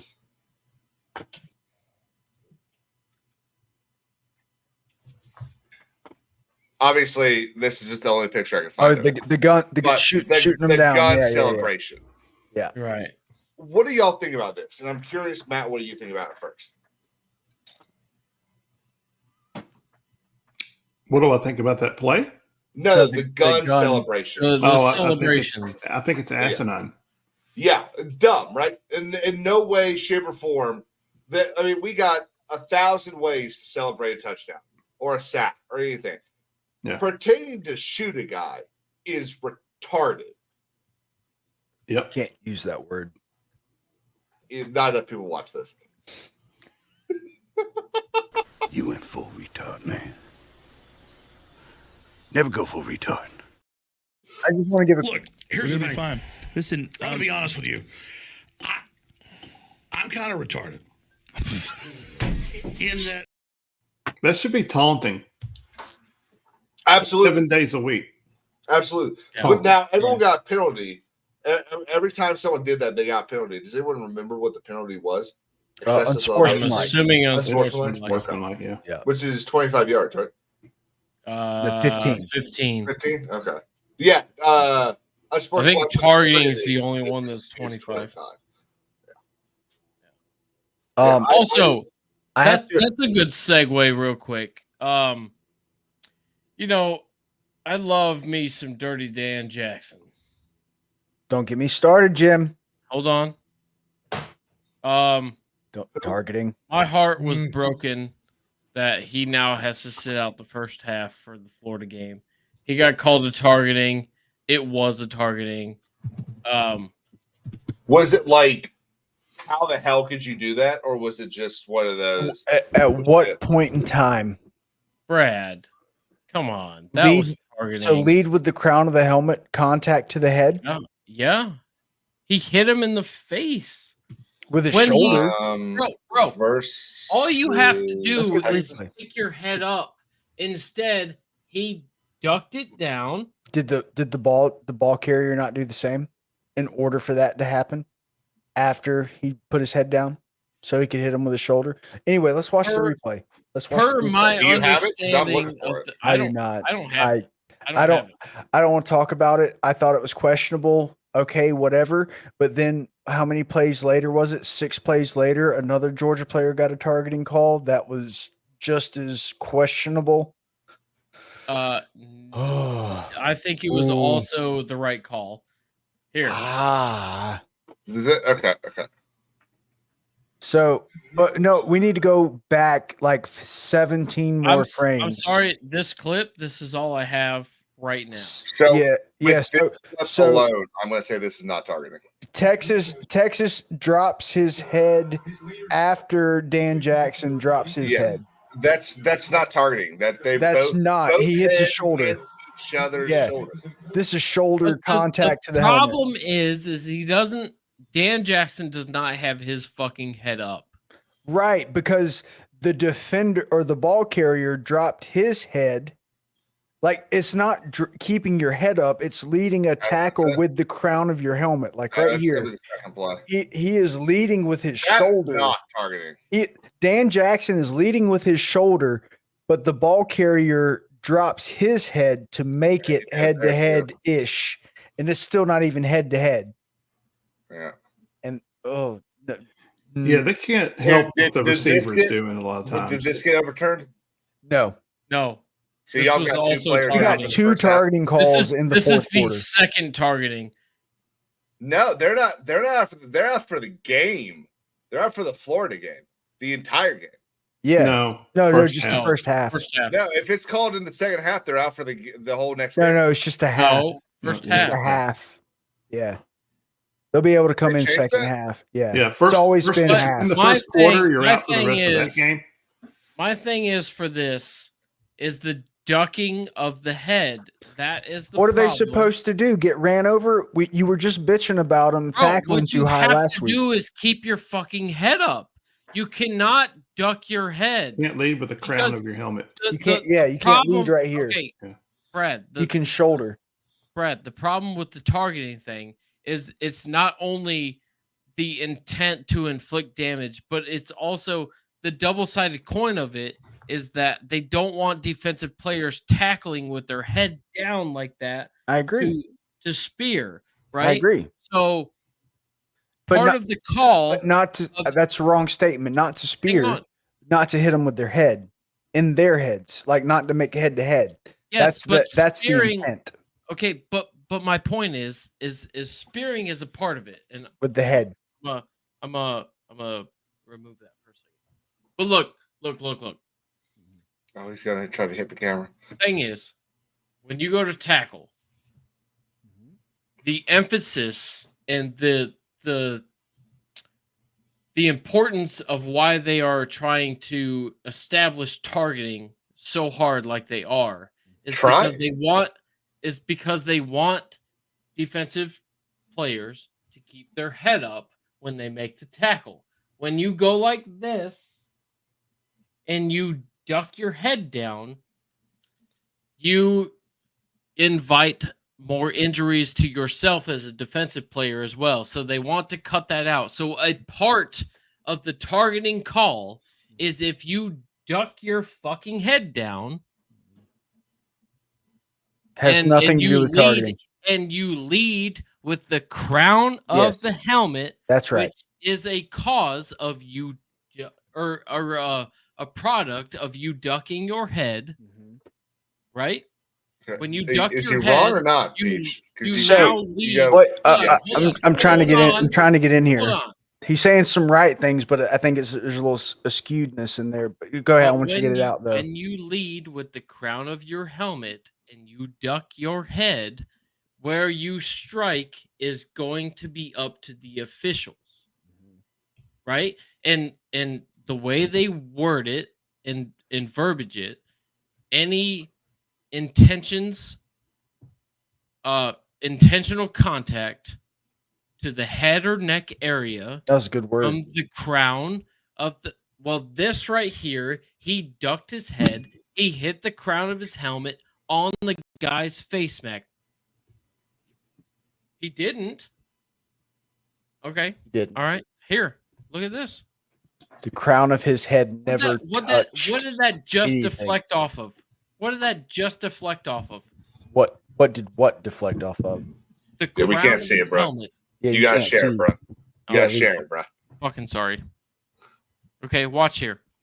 What is this deflect off of? So you're saying you don't want the defender to get down to make a tackle, but do you see that? I would argue that the ball carrier lowering his head is what caused the targeting, if it's even targeting. Maybe so. Regardless, our defensive players are ducking their heads, and they are making it more susceptible to these calls. If you had your face mask hitting that face mask, it would be a different fucking call. But you're all right. So we've been bitching about missed tackles, right? 15 missed tackles, 3 games in a row. They cut them in half, right? We've been bitching about it for 4 weeks, right? Because they've been tackling high, right?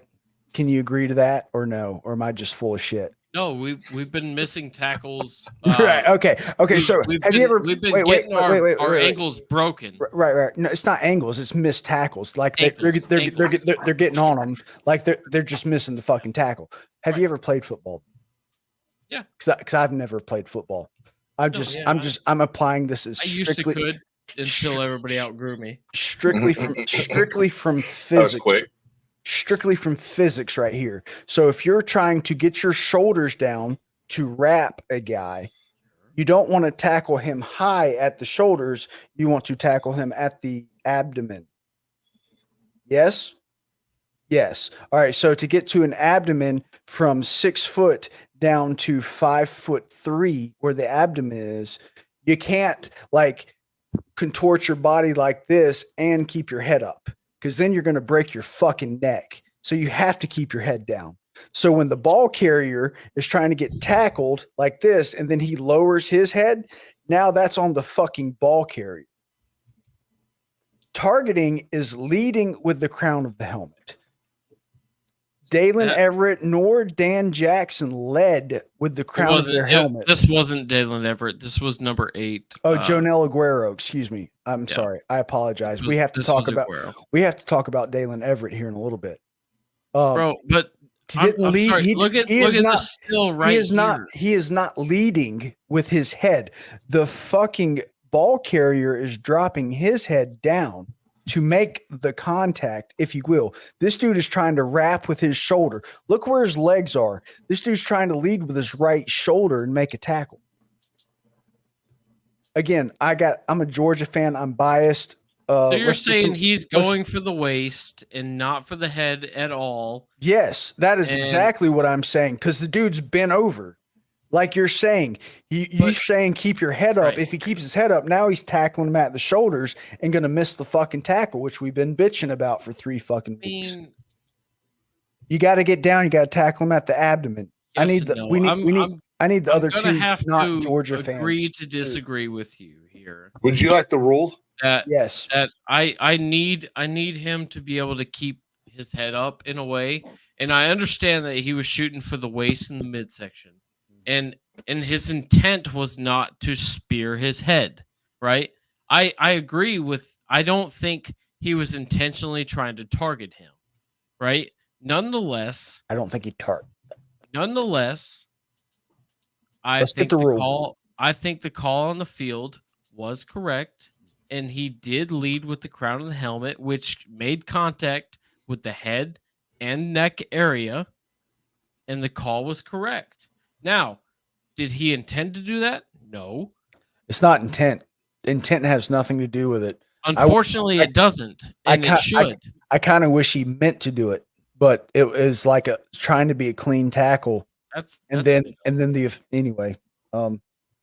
Go ahead, give us the rule. This is lengthy. So as this rule is one of those that's a very lengthy rule.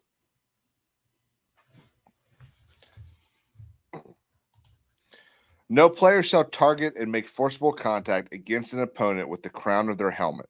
The crown of the helmet is the top segment of the helmet, namely the circular area defined by a 6-inch radius from the apex top of the helmet. This foul requires that there be at least one indicator of targeting. See notes 1 below.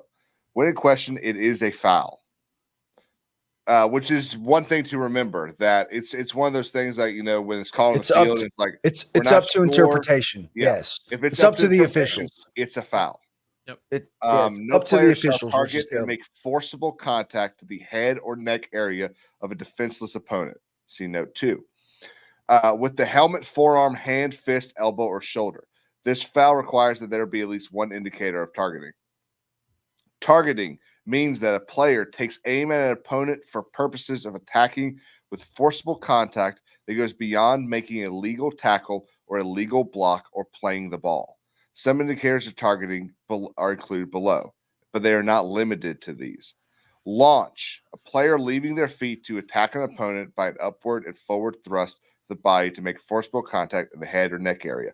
Basically, every single tackle you saw pre-2008.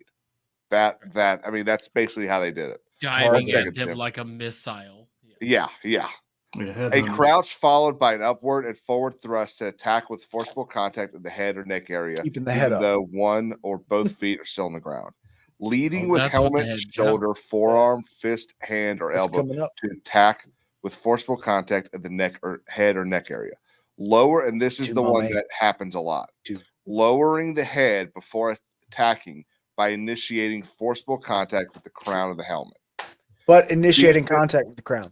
With the crown. So, the crown, it's your fucking forehead. It's the forehead of the helmet. If you're hitting, initiating with your forehead, but the defender, if he's trying to tackle with his shoulder, with his head down so he doesn't break his neck like this, and then the ball carrier also does it, who's at fault there? Who's actually targeting at that point?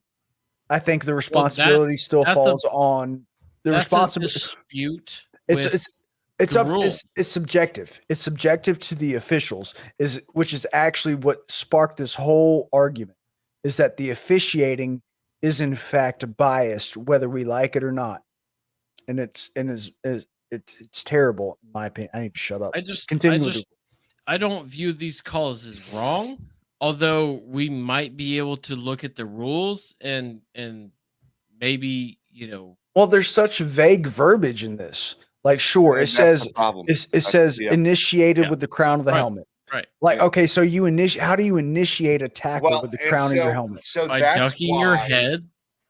You can't initiate. No, you initiate the tackle by running. Hang on. That is why the rule book, and I'm trying to find it, also has videos attached to it that show how instances of this stuff they have descriptions where they say this stuff happened, and then and applying the rules to that. As much shit as I love, and all of us love to give officials, they don't just go pick people up on the side of the street and say, "Hey, you want to go officiate the Carolina LSU game?" They don't do that. These people now with SEC refs, they go through a lot more. They are the better refs in college football. But this goes into two segues here. One, about leaving things up to officials when it comes to fake injuries, and two, oh my goodness, brain fart. I had one earlier. I just kind of pushed through it and started talking about something else. Brilliant. Why do we not have full-time officials? Why are they high school teachers? So I know why. Because who the fuck who wants to be the heel? Dumb would it be for people to hire people for the NFL? 12 again. I still think that's retarded. Georgia High School Sports Association. Still think it's dumb. Dude. That's fair. You work 12 weekends a year. Well, no, you're probably doing. I would hope you're doing like training and rule knowledge. Yeah, okay. Bro, so it's kind of like this ball spot. Oh my god. I'm hoping it doesn't get bad, but it's like with legislatures, South Carolina has a part-time legislature, which means that every rep makes like $13,000 a year for being a legislature. But obviously that's not enough to live on. So they have actual jobs.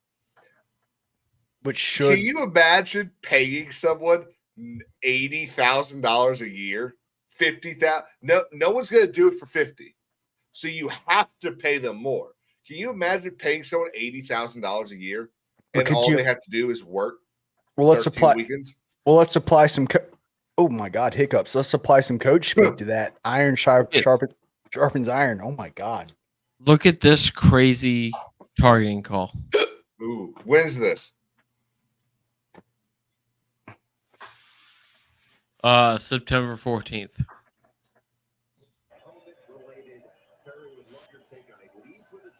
I think targeting in college does say something about the shoulder as well. Yeah, the rule said hands or arms. Launched, really. I guess. It's actually, I think the crown of the helmet is all about making contact to the head, is what its original intent was.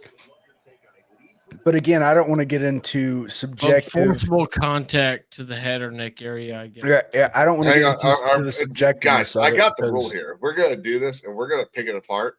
Hell yeah, let's do it. I got the fucking rule. Hey, before we do it, this is all for you guys who are watching. Thank you so much for watching. Make sure you like and subscribe. We're going to be live on Twitter, YouTube. Go check out these other fabulous people and like their content as well. We are also live on Facebook, on my own personal Facebook at Jim Sexton. And hell yeah. Also in the description, we have the Star Wars Dog Discord. Be sure to jump on there and hang out with us. All right. So I just gotta know. Was there like a chat in the middle of the week that was like, hey dude, you really gotta start like telling people that this stuff exists? About what? No, just kind of a thing. Well, Jim went on social media exists. Last week. I got about 14 different notifications. Blake has joined the Discord. Blake has joined the Discord. Blake has joined the Discord. Oh yeah. We're trying to get people in. Rob. Yeah. Absolutely, man. Hey, please. Hey, and by the way, before we continue on, make sure you share with your friends. We do want to have a little bit of community and some input from you guys. So we're not just rambling thoughtlessly because I am stupid. And I can talk about some randomness and pull some shit straight out of my ass and make it sound really good. And to be fair, I'm literally a lawyer. That's all I know, dude. I think I'm in the wrong profession.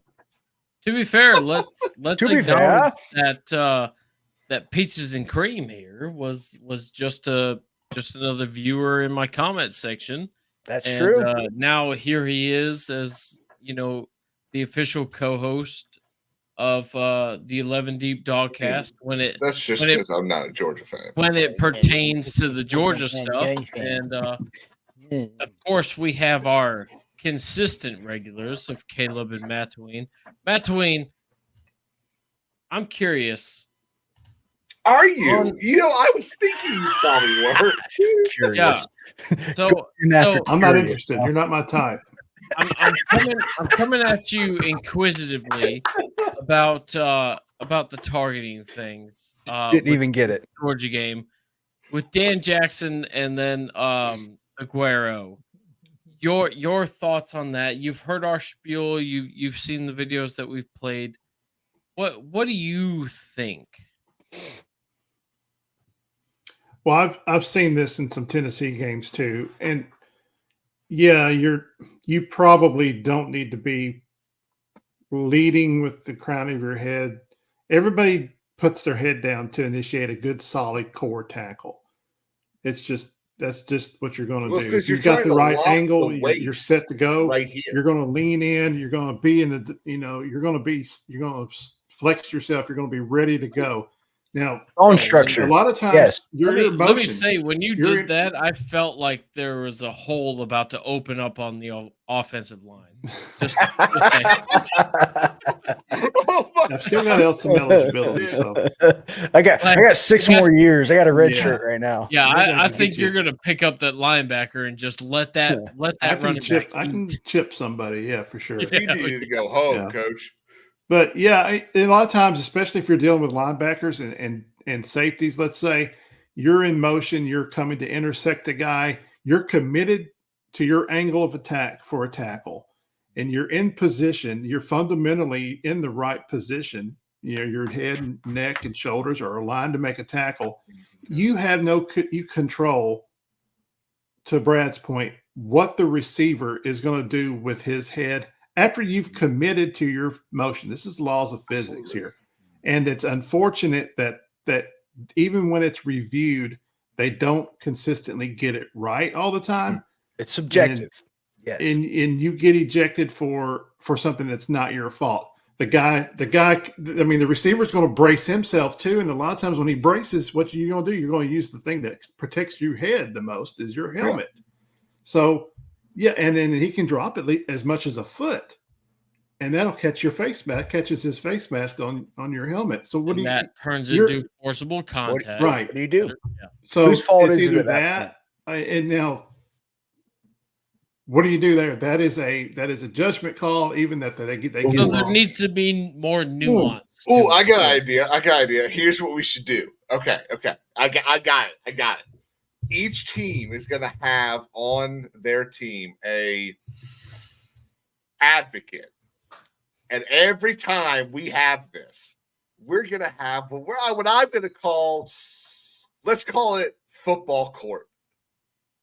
And you've got the head official gets up there, bangs the gavel, order the court.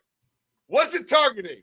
And both advocates are going to go out there and argue it. There we go. So we'll have 7-hour games. The opinions expressed here today do not accurately depict the true thoughts and beliefs of Star Wars Talk or the invited guests. The statements spoken do not constitute any jurisdictional relationship between the viewer and Star Wars Talk. All opinions are spoken under the protection of the First Amendment and protected by constitutional law and Supreme Court precedents. By viewing said content, you agree to hold Star Wars Talk and all guests innocent of any lawsuits and indemnify them from any suits or damages that may arise from any content. You also agree to acknowledge that any lawsuit you do bring shall be under the rules and laws of the Republic of Djibouti. Primary jurisdiction shall fall under the Commonwealth of Botswana. All rights reserved. I do want to argue or counter that with how many more commercial breaks does that add to the game? Yes, and that has been prioritized. Okay. So we'll remove the 2-minute warnings. I like the 2-minute timeout because it's not a 2-minute warning. I thought I was going to hate it. I don't hate it. But what I do hate is I hate how they keep the clock running when they go out of bounds and whatnot. I hate that because all that did was give, instead of 2-minute and 30-second commercial break, or TV four times a quarter, it added another minute to that. Yep. Now it's just ridiculous. Yep. Yeah. So it's now greedy. now you're talking about advocates, like who can cuss the best, who's actually officiating this judgeship. That's giving more power to the officials, which I'm advocating. We need to take less power. We need to give them less power because they've clearly just in case targeting it was kind of a lawyer joke. Yeah, I got it. Okay. Kind of. I don't want to completely change the subject, but I saw this earlier today while I was watching the game, and I think I may have seen the best. Yeah, so we saw the best interception at the beginning of the year with Georgia's interception against Clemson. Oh, Malachi Stark, sure. Yeah, beautiful, incredible interception. Yeah. Actually, no, it wasn't that. That was the second best. It was a different. That was the second best. Yeah, there was a different one. Oh, I wish I would have saved it. I've got it way down here, but I'll look for it after this. I think this is one of the coolest plays. That's my other stream. Oh, here we go. I think this is one of the coolest. Maybe Dog also has it right. Political marshal, dude. We got 2 more weeks. You know, I grew up in a middle class family, and we lived a day-to-day life. You got my vote. What can be unburdened by what has been. What can be? Hey, tomorrow is what yesterday was today. Wrong. You're fake news. I feel dumb now. Yeah, thank you. So this is the play. And of course, it's Army. Oh, yeah. How about them both being Army and Navy both being the undefeated? fucking Army this year? Yeah. Okay. First off, I think we know. I think everyone understands this. Army and Navy will have brand new coaching staffs next year. Absolutely, there's no fucking unless the Army coach is a commissioned officer. They have brand new coaching staffs next year. There's no way these guys don't leave, right? Yeah. Well, maybe it's recruiting quotas. Just getting up the smell par. what you're stepping in. I'm gonna put us along the So bottom. watch this. This is beautiful. Boise State playing UNLV coming up on Friday. It's going to be an enormous game. Oh, the one-handed grab. JC. Fucking Superman playing football for Army. Just went up and grabbed it one hand. It looks like he fucking flies. It's going to be an enormous game. Oh, the one-handed He's Superman grab. that hoe. JC Reynolds. A little bit of is this too soon? A little bit of Soldier Boy that hoe. Absolutely brilliant. It's a song reference. Bryson Okay. Daly Across the goal line. Never mind. Okay. But I mean, guys, let's talk about this. We've got a genuine chance to see the service academies in the fucking playoffs. Both of them. But yeah, both of them. Well, mine's the Air Force. Well, the ones that are undefeated, because Air Force has got 2 wins? Yeah, the ones that to be fair, the ones that people actually know exist. Yes. Like, I think there's a lot of people that don't know that there's a Air Force Academy. But, as a Georgia fan, I can say Malachi Starks has not continued to play up. He has not gotten better throughout the season. He has, in fact, plateaued or gotten worse. I agree with you, man. He's been like he had a good game against Ole Miss, decent game. He was leading tackler, but he's still, And even today, he had some good plays, but it's not like he's progressing. Oh, okay, all right. So this will be for me and Brad here. Brad, offensive player of the game. I can't answer that. I have to go rewatch because I was so infuriated with the fish. Like I cannot. I know Georgia won. Well, and I'll say ETN. And it was a convincing win. And yes, the running game looked great. Carson Beck looked. Who was favored? Texas. 5. 5. 3. 5. 5 Wow. today. 5 so today.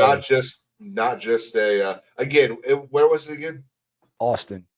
Yeah. So not just home field advantage either. No, today. Well, it got to 5 today. Okay. All week leading up, it was 3. It was 3. Home field advantage. Someone dropped some money. Yeah, the Sharks came in late. Yeah. But I can't give you an offensive player of the game now, only because I was so infuriated with officiating. Defensive player. It's in between Jalen Walker and Tyrion Ingram Dawkins. It's Walker. Damon Wilson had a hell of a game as well, bro. Let me I don't think there was one. It wasn't the backfield today, even though they were seat belting those motherfuckers. They were boxing those receivers in. Is that what this bullshit is? Yeah, strapped.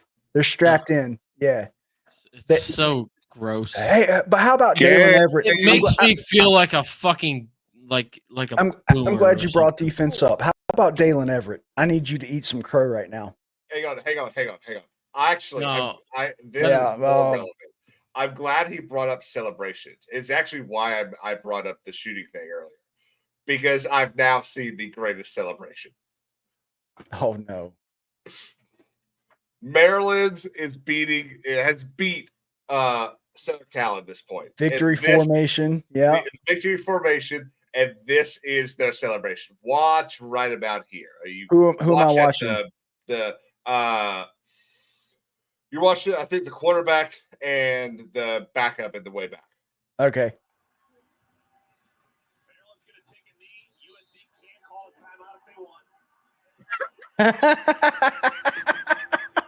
Guys, dunked on him. They are having fucking fun. Dunked on him. That is incredible. I like it a lot. It is always nice. That's why college football is the greatest sport in the world, because when you watch them have fun, it just emulates throughout whoever's viewing it. Like damn, those fans too. We love that shit. We eat it up. Eat it up like biscuits and fucking gravy. You know? I'm not an NBA guy, but Luka and Doncic or what? Djokovic. Yeah, those dudes are hilarious. Clark. And my brother, you lost me there. But those dudes are fun to watch because they have fun. Yeah, like we all love the discipline and whatever. I gotta pee, and then I'll address your Dalen Everett. Thank you. Did y'all wait? Did y'all see what happened in? I want to get some thoughts on Matt. Like, as a Tennessee fan, you know, your thoughts were good last week. You wanted to score 17 points. What's it like today? Did you get a high? Did you get a low? What do you want to see? You know what I mean? How are you feeling? Yeah. Sorry, I was on mute. Still need to see a lot more consistency on Nico and the offensive line. That is where it is a two-headed problem. I agree. The offensive line is still not consistent enough. Teams are adapting to our run, but for some reason, Dylan Sampson keeps getting his. Dude's a every beast. week. You know, you stop Dylan Sampson, you're going to beat us, as we are right now. Nico missed at least 2 or 3 wide open. 5. I counted them. A lot. 5. Yeah, some weren't wide open, but some were beat. They were beat. They had already had the DB beat, and he just overthrew them. But game should have been 21-0 in the second half. That's where we got it. We left points on the field for sure. But we're going to. I mean, our defense is great. Thank God. We're going to have to need it here in the next month or so. The line. I was surprised by your line today. I truly was. I could, TV copies. It's hard to see cornerback play and linebacker play, but the line looked. They manhandling. We kept them to 64 yards rushing. That's Milton. Yeah. That's Williams on anything they tried to do with him. They didn't really jet sweep him as much as I thought they would. Jermod McCoy kept him shut down. Anytime they really picked on our other DB a lot more on his matchups, which is smart. But yeah, we kept Milrow in check. Jet sweeps are such a fun play. They're still so popular in everybody's offense right now. If you block it right, it's hard to beat. Yeah. Get the right matchup. What do y'all? So Does anyone else watch NFL or play fantasy football? I keep up. I try to keep. I watch NFL a little bit. There is I'm going to call it an epidemic of trick plays being done in the NFL this season. And what I mean is, I'm talking about those like triple option. You take the snap, you head it to the running back, he heads to the wide receiver that's running around the other side, and then he throws it to the quarterback that's running down the field. It's like is college football seeping into NFL right now? Well, so this thing, college football doesn't do that nearly as much as they've been doing in the NFL. Georgia Texas game, there was 2 of those plays. 2? Shit. 2, 1 from each team. 49ers did it in the Super Bowl last year with Juwan Jennings. But it's like it's supposed, in my opinion, those plays that, especially when they actually work, sometimes they don't work. But those are supposed to be plays that are like, dude, remember that play? They're not supposed to be, and the other response should never be which one. Like even with Beamer Ball, when we do that, we do shit like that more than other teams. I would say, I can still point to, remember that one, and everyone knows what I'm talking about. But I feel like it's getting a little too popular. Yeah. All right, so Brad, let me have it. No. All right, so you have been, respectively, we've had a disagreement about Dalen Everett and his abilities to play piano. I forgot that. Tonight, Dalen Everett had not only a sack, not only a forced fumble, not only an interception. Fumble recovery. Wait, he didn't get the recovery. Jalen Walker got the recovery. He got the recovery. No, it's Jalen Walker got the recovery. Yeah. Mm-hmm. And not only did he not miss one open space tackle, but he also chased down 3 opposite side field plays for less than 2 yards a game. So I want to hear your thoughts about Dalen Everett tonight. So and I want to hear you apologize to him actually as well. Well, I don't feel like I owe an apology, although today, but listen, today he showed up in a great way. His sack, his blindside sack, his blindside sack off the edge, forced fumble, and I'm almost certain he recovered that. It kind of bounced between a bunch of people, but he actually recovered it. I actually know that for a fact. He for sure recovered that. Yeah, keep giving him praise. I like hearing what you're doing. But no, he was much better. I will say today, London Humphreys was put on my radar. Dropped a couple. Being in bad position. Mm-hmm. I also saw him make some good plays. Mm-hmm. And I will say, I've seen Dalen Everett make and be in position to make plays, but my main issue and discrepancy with him is that the majority of times that a team drops back and takes a deep shot, they're going after him. I can almost assume, right? I agree. Because he has issues, because there are things that make him a easy target to be able to. There's even if he's not in position,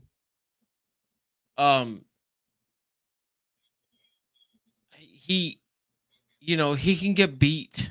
I mean, that's the bottom line. He gets beat when it comes to man. So I don't put him in zone. I trust the man to make a tackle. I do. I trust the man to make a tackle in zone. But when you put him on man, my radar goes up, and I worry that he is a step and a half behind. And maybe he will make the tackle and stop a touchdown, but he gives up the pass because he's not in the right spot. I want too many to times. I want to not give him credit per se, but I do want to play devil's advocate just a bit, because there are certain defensive schemes where you do, for example, this is the easiest example I can think of, when you play cover 4 quarters and he's that side, the boundary quarter, you concede 10 yards. Your only purpose in life is to not let it go over your head. Sure, but a lot of times it's more the deep ball is my issue. Well, he's only given up 1 touchdown this year, and that was last week against Mississippi State. This year, but last year it wasn't even that bad. It was the same way with Keely Ringo. Everyone wants to point out. Yeah, and I had a huge issue with right. Keely Ringo. But no one wants to look at the other stuff, the stuff he's stopping. Not necessarily when they attack him, but the reasons why they don't go towards him. Like, you don't see the plays when they don't go towards him because he's on an island by himself and locking that shit up. Sure. But I will agree with you. But they throw towards him because of reasons. I will say that. Yeah. But you got to give the man his credit tonight. He had an amazing game. He had a great game. Yeah. Amazing. Amazing, whatever adjective you want to say. He for sure had a fantastic game tonight. And boy, that helped in his standings in my eyes to get that beautiful fucking blindside sack, strip sack, and recovering the fumble. Hats off to him. You heard it here, Dalen. I don't know if you're watching, but I got your back. I've been hard on you, Bubba. Just stay in fucking step with receivers, man, and keep the ball in front of you. Work towards the ball. Find out where it's at, and coach Humphreys up. I know he's your underling, and you are to teach him. That man needs to know how to find the ball, because he's in position, but if he doesn't know where the ball is at, he overruns it, and that happened tonight. And it was most unfortunate. He made up with it for some fantastic hits. I want to ask, so first I want to say Julian Humphrey did have a couple of bad plays tonight, but immediately after his bad plays, he made up for them. And that's exactly what I'm referring to. He did. You're absolutely right. He did. But I also want to point out that University of Georgia defensive backs do not play the ball. Also, they play the person. They want. Yeah, go ahead. Can I put on a message? Defensive players, I understand that you're on defense for a reason, but when the ball hits you in the fucking hands, catch it. Catch the goddamn ball. Hey, Raylan Wilson plays linebacker for a reason, okay? Because the only thing he catches is fucking bodies. I know. But or bro, speeding tickets. The thing hits you in the fucking hand. You have got to fucking secure that damn thing. It was like a forearm. Okay, let's give him a little bit of credit. Just bring it in. Just hold on to it. Yeah. Just bring it in, please. You could do it. I believe in you. But again, getting back to the overall storyline of this game, there was no point in time at which I was worried Georgia was losing this game. I don't know if you feel the same way. No. The first 2 possessions were what they were. On kickoff, yes. What about that squib kick to start the second half? What was that about? I didn't really catch that, to be honest with you. So they come out the second half. Texas is getting the ball, and they squib kick it. It's just super odd. I don't know if they were trying to steal the possession, which I'm assuming is what they were trying to do. But you're up 23-0, and you're squib kicking to start a half. Like what? Kind of in line with that, Matt. You're muted too, but am I wrong? Did Alabama elect to receive the ball first? I don't know who won, but I do know if Josh Heupel ever wins the coin toss or has a choice in the matter, he will decide to take the ball the second half. Right. He will defer. 9 out of 10 times, he'll do that. That's Kirby Smart to a T. Yeah. And he always plays the 2 minutes to, if we've got the ball going in with a minute or two left in the game, the goal is to score and come back out and get the ball the second half. Of course. Yep. So it's good, common, current football logic to, trust your defense in the opening drive and do what you can to try to get a lead and then get the ball right out to half. Yeah. For sure. Yeah. Yeah. I had For some reason, I feel like they actually elected to receive, but I'm not 100% certain on that. I don't even know how to look that up because I don't think they record that. Huh. I don't know. Either way, so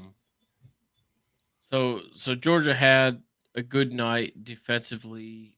We have our issues offense. And I feel like we touched on those pretty decently enough. I really want to get in a little deeper with Matt because we've glossed over it a couple times, but let's not just bury a good lead here. Tennessee got another win against Alabama today, and Matt, for your team, what impressed you? What worried you? And who's in your mind the player of the game? I would say, James Pierce had, I think, a sack and a half, and he definitely did a good job of, getting pressure on Milton, keeping him from, being in a rhythm. Disruption. I would say, I guess, player of the game would be Dylan Sampson. Okay. When second half came out, when we finally got things rolling, it was sort of like a boxing match. I said it on Facebook earlier. The first half was like hot potato for both teams. Seemed like they were scared of the end zone. Didn't really want to get in there much. Second half, once we scored, Alabama responded really fast, and we were swapping blows. But once Dylan Sampson got close to the end zone, he's in there. I think he had about 140 yards and 2 touchdowns still. Right. So offensively, he was still our shining light, Have you looked at the box score yet? A little bit, yeah. So, just for anybody who hasn't looked it up, Tennessee had 194 in the air, comparatively to Alabama's 239 in the air.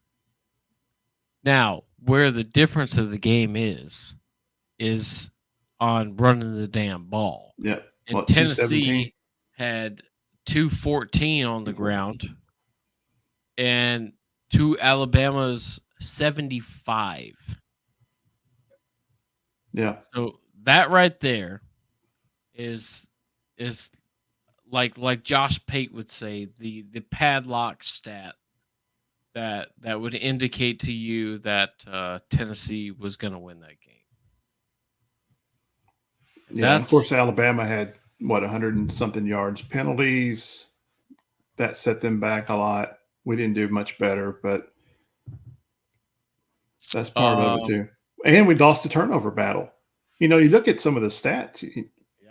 It kind of makes you wonder how we won the game. Nico gets hurt first half, goes out for a possession like on third down. It's third down. Gaston Moore, who's like a 30-year-old, comes from UCF. He comes from Heupel's UCF team. Comes out in first play, throws into double coverage, throws an interception. Right. Out of it. So you had 2 interceptions, 1 fumble, and Alabama had 2 interceptions. Of course, the one being the game-ending interception. Yep. Which bro. That was so fun to watch. Just before the Georgia game, we're getting ready. We're trying to get our minds right, and Tennessee takes the ball away from Alabama and seals the fucking deal. That's ball game. Our walk-on safety. Walk-on white safety. Nice. Hell yeah. Lunch pail kind of guy. Yeah, absolutely. A little row 60 pull in there, lunch pail. That's right. As far as turnovers go, and you brought that up earlier, Alabama had 15 and y'all had 11. So you won the penalty battle.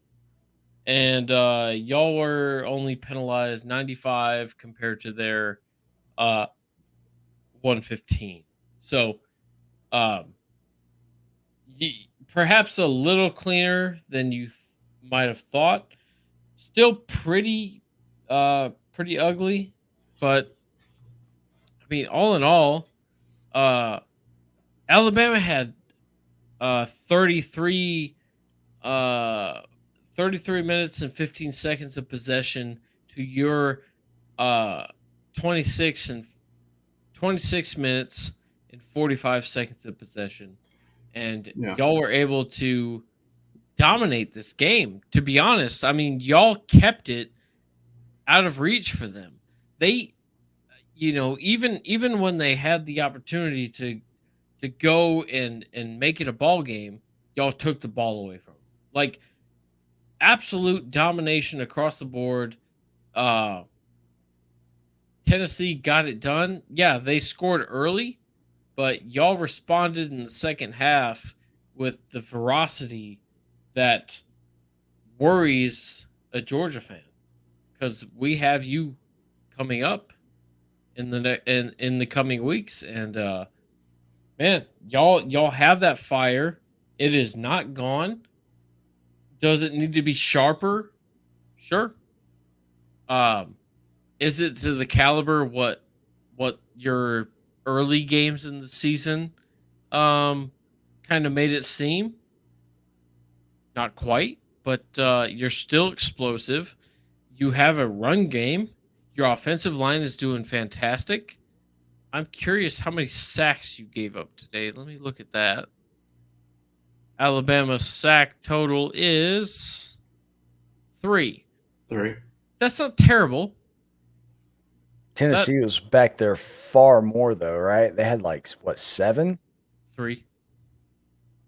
Or sacks. How about tackles for loss? 9. Yeah, there we go. That's what I was thinking about. Yeah, that's usually a stat that they excel at. And the other thing about time of possession in Heupel's offense, or era, time of possession, we can be behind, but they're so fast at scoring a lot of times, right, that it makes up for it. Yeah. Yeah. It almost becomes a stat line that it's a little misleading. Should overlook. Yeah, it's sort of like a fast break basketball offense. It doesn't really matter. You just run right down there and score when you need to. That's ideally how it works. But, okay. Looking at how Bama played you guys a few weeks ago, I was not expecting us to control Bama as much as we did, even with our defense. I got a couple of things about Bama. Bama's offense is boom or bust. We're getting a touchdown in less than 60 seconds on the game clock, or we're getting 3 first. How many times did you watch this tonight, Matt? We're getting 3 first downs and then stalling out. Mm-hmm. Yeah, they're really good between the 40s, and then that's it. That's it. That's it. That's all they got. Or they score really quick. That's all they got. That's Alabama. Mm-hmm. I agree with that. They can't. How about the lack of explosive plays in this game? They don't have those what they call splash plays. Their running back is they did against Georgia, but we haven't seen that since. Well, isn't Milroe their leading rusher to this day? Yeah, probably so. Most carries and most yards. They have Jam Miller, who I would argue is better than Sampson. I mean, I know the field contest doesn't state that, but that's a great running back. They got Hayes back there, not Justice Hayes. Haynes. Haynes. Yeah. Yeah. Great running backs, but they can't get them involved. Like what? You got to have your quarterback design quarterback runs to get the running game going. Mm-hmm. I think that's just a credit to the defensive line.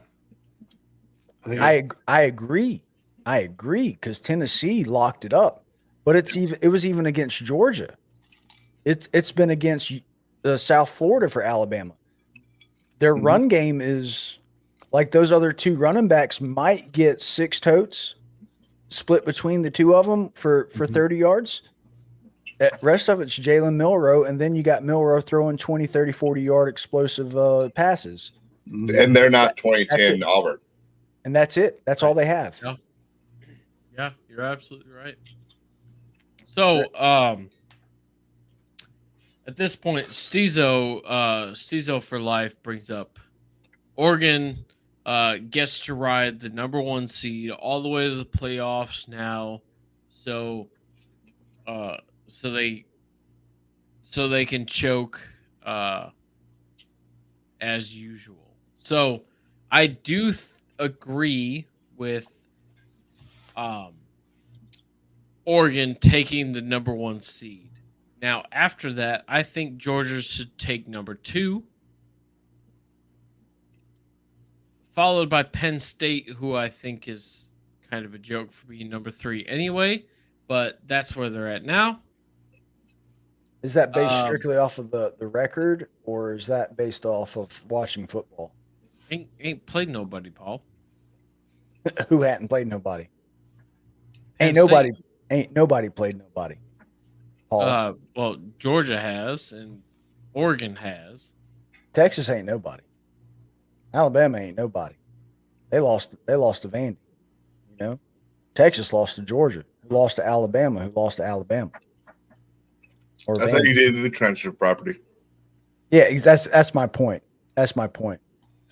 I kind of agree. Oregon should probably take the number 1 spot, but here's my thing about the rankings. The rankings don't matter until November 16th. 100%. It's still fun to speculate. Absolutely. And number 2, Oregon is probably going to end up being the only undefeated team throughout the regular season. Probably. Like the odds are forever in their favor because they have a cupcake schedule the rest of the way. Miami maybe would be. Well, if they keep getting bailed out. Yeah. I mean, I'm just saying the potential other unbeaten might be Miami. It's potential. I mean, they have. I don't even think they have. God, what about Army? Army could. Yeah. Army and Navy. I still think Oregon has a higher. Yeah, they have to play each other. I think Oregon has a higher probability of being the only undefeated team. For sure. I'm just tossing out other possible undefeated by that time. I know we're in a new structure this year with a 12-team playoff, and we're used to looking at these elite teams and using the rankings as our basis of understanding of who's better than who. But I don't think that's how we can look at college football anymore. This is a long game. A 10-2 team is very likely to win the national championship. So it just depends on when they heat up.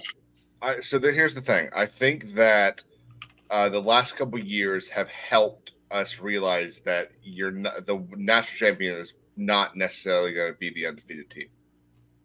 That you've got, and I'm not going to remember the years. You got the year that Alabama was out. 17. And then Washington and Northwestern both lost. And that put Alabama back in it. That was 17? Yeah, 17. The year that they lost to that's how they backdoored. They lost to Auburn. Oh no, you're talking about I think that was the first year of the playoff in no, they didn't play against. Did they play against Notre Dame in 2012? 2012 was but that wasn't the last national championship. The last BCS national championship was that'd be 2011. Auburn versus Florida State. Yeah, last BCS was 2011. Because are you sure? I'm almost positive. 2010 started? I actually think the last BCS is 2013. You're probably right. It's around that. around that time frame. I think 14 is the first only time FSU national. It's when FSU won the national championship. Yeah, against Auburn. 2013. Right. Yeah, because South Carolina should have been right. in the national championship. Anyway, back to your point. Sorry, that was an irrelevant tangent. I can see Jim going, "How the fuck should South Carolina have been?" Because there's South Carolina was. Do you not remember? Half the distance to the goal, South Carolina ball when Todd Gurley was like trucking all over motherfuckers, and South Carolina still won that game somehow. Yeah, because for some reason, half the distance to the goal, South Carolina ball decided not to run the football. And in fact, there's two years that South Carolina beat Georgia because their OC said, "Just throw the ball, Come on, you motherfucker! Oh shit! God damn it! Same shit, different day." Funny story. The rain game. I am fresh off a deployment, right? 2010, went to Sangin, did the cool things, all that fun stuff. Newly promoted corporal. I'm like, badass. Get stuck on barracks duty, right? Saturday. That sucks.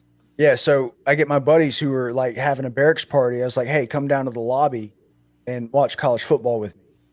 So, of course, I break the rules and let them drink in the lobby. And we're watching the Georgia-South Carolina game. And I got so mad.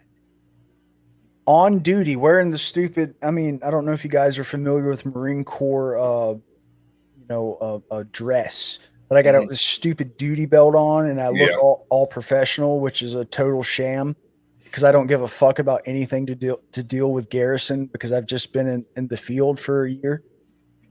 And I'm like throwing.